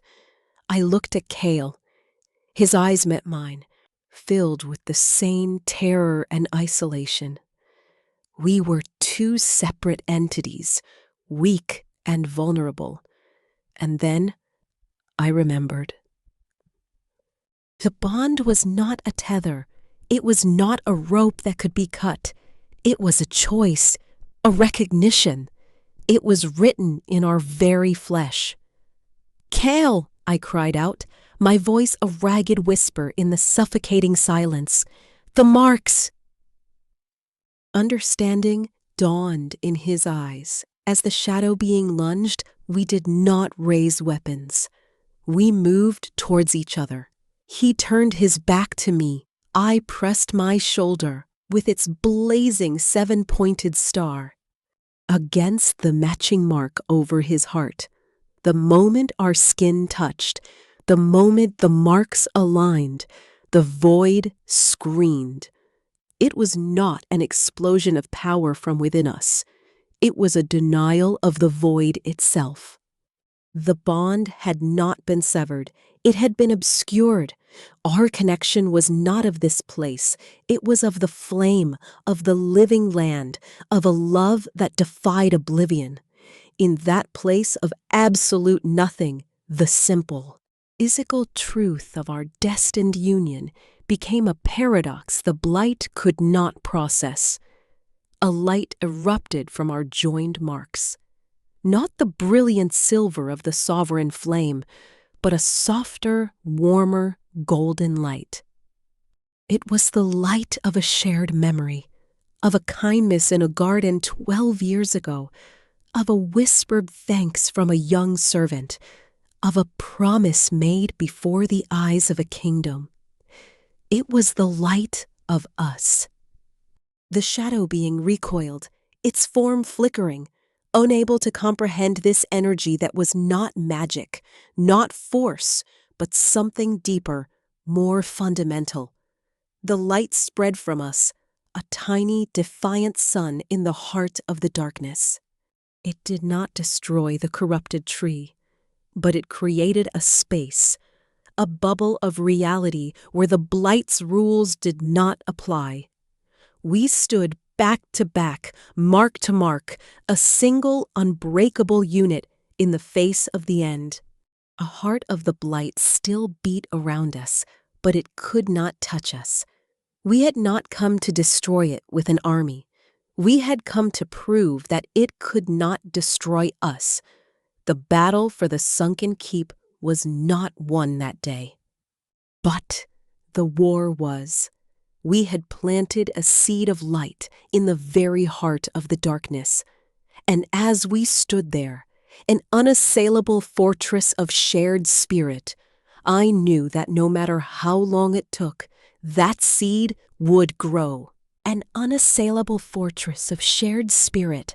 I knew that no matter how long it took, that seed would grow. We did not destroy the heart of the blight that day. We could not.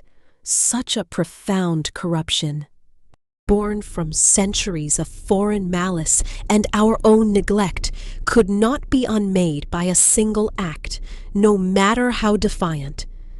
But we had done something far more critical.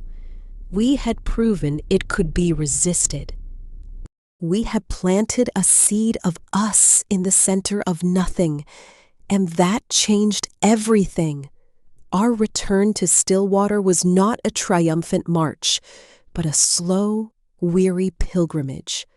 The bond, once thinned to a whisper, now felt stronger than ever, tempered and hardened in the forge of that absolute darkness.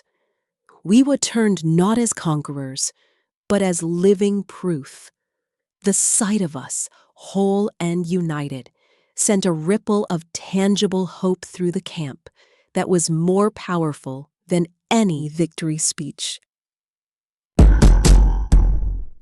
The work changed after that. The fear was gone, replaced by a quiet, dogged determination. We were no longer just holding the line. We were advancing it. The reclamation of the North became the great work of our reign. A project that would span generations, but one that began with the unshakable belief that it was possible. We did not launch a military campaign against the sunken keep. Instead, we surrounded it. We established a ring of outposts, not of soldiers, but of gardeners, healers, farmers, and stonemasons, all protected by a rotating guard of volunteers, their spirits fortified by the knowledge that their queen and king had stood in the heart of the darkness and had not been consumed.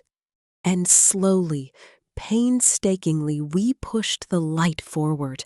I would walk the new front lines each day, my connection to the land now a precise instrument. I could feel the weakened threads of the blight. The places where our persistent hope had created fissures in its hold. I would pour my light into those cracks, and behind me, Farmer Bowen and his team would sow the hardy, resilient grasses and the first saplings of ironwood trees. Their roots seeking out the nourishment of the healing land. The Varathian attacks ceased. The shadowy guardians did not emerge again. It was as if the blight, confronted with a force it could not comprehend or consume, had turned its energy inward, focusing on its own survival within its shrinking domain. The war was not over, but the tide had irrevocably turned. Months turned into a year, and then two. The journey back to the capital, when we finally made it, was a revelation. The kingdom we returned to was not the one we had left. The shivering fever was a dark memory, and the reforms we had instituted had taken root. The new council, with its diverse voices, was no longer a novelty but a functioning body. The public infirmaries and schools were bustling centers of community. The invisible people were invisible no more.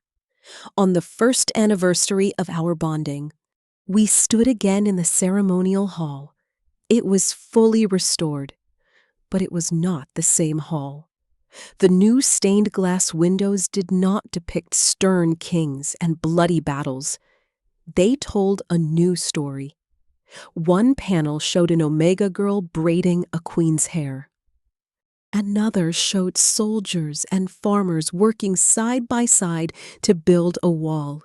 In the central window above the dais, where the sovereign flame burned eternal and bright, was an image of two figures, back to back, their shoulders glowing with twin stars, holding a circle of golden light against a field of darkness.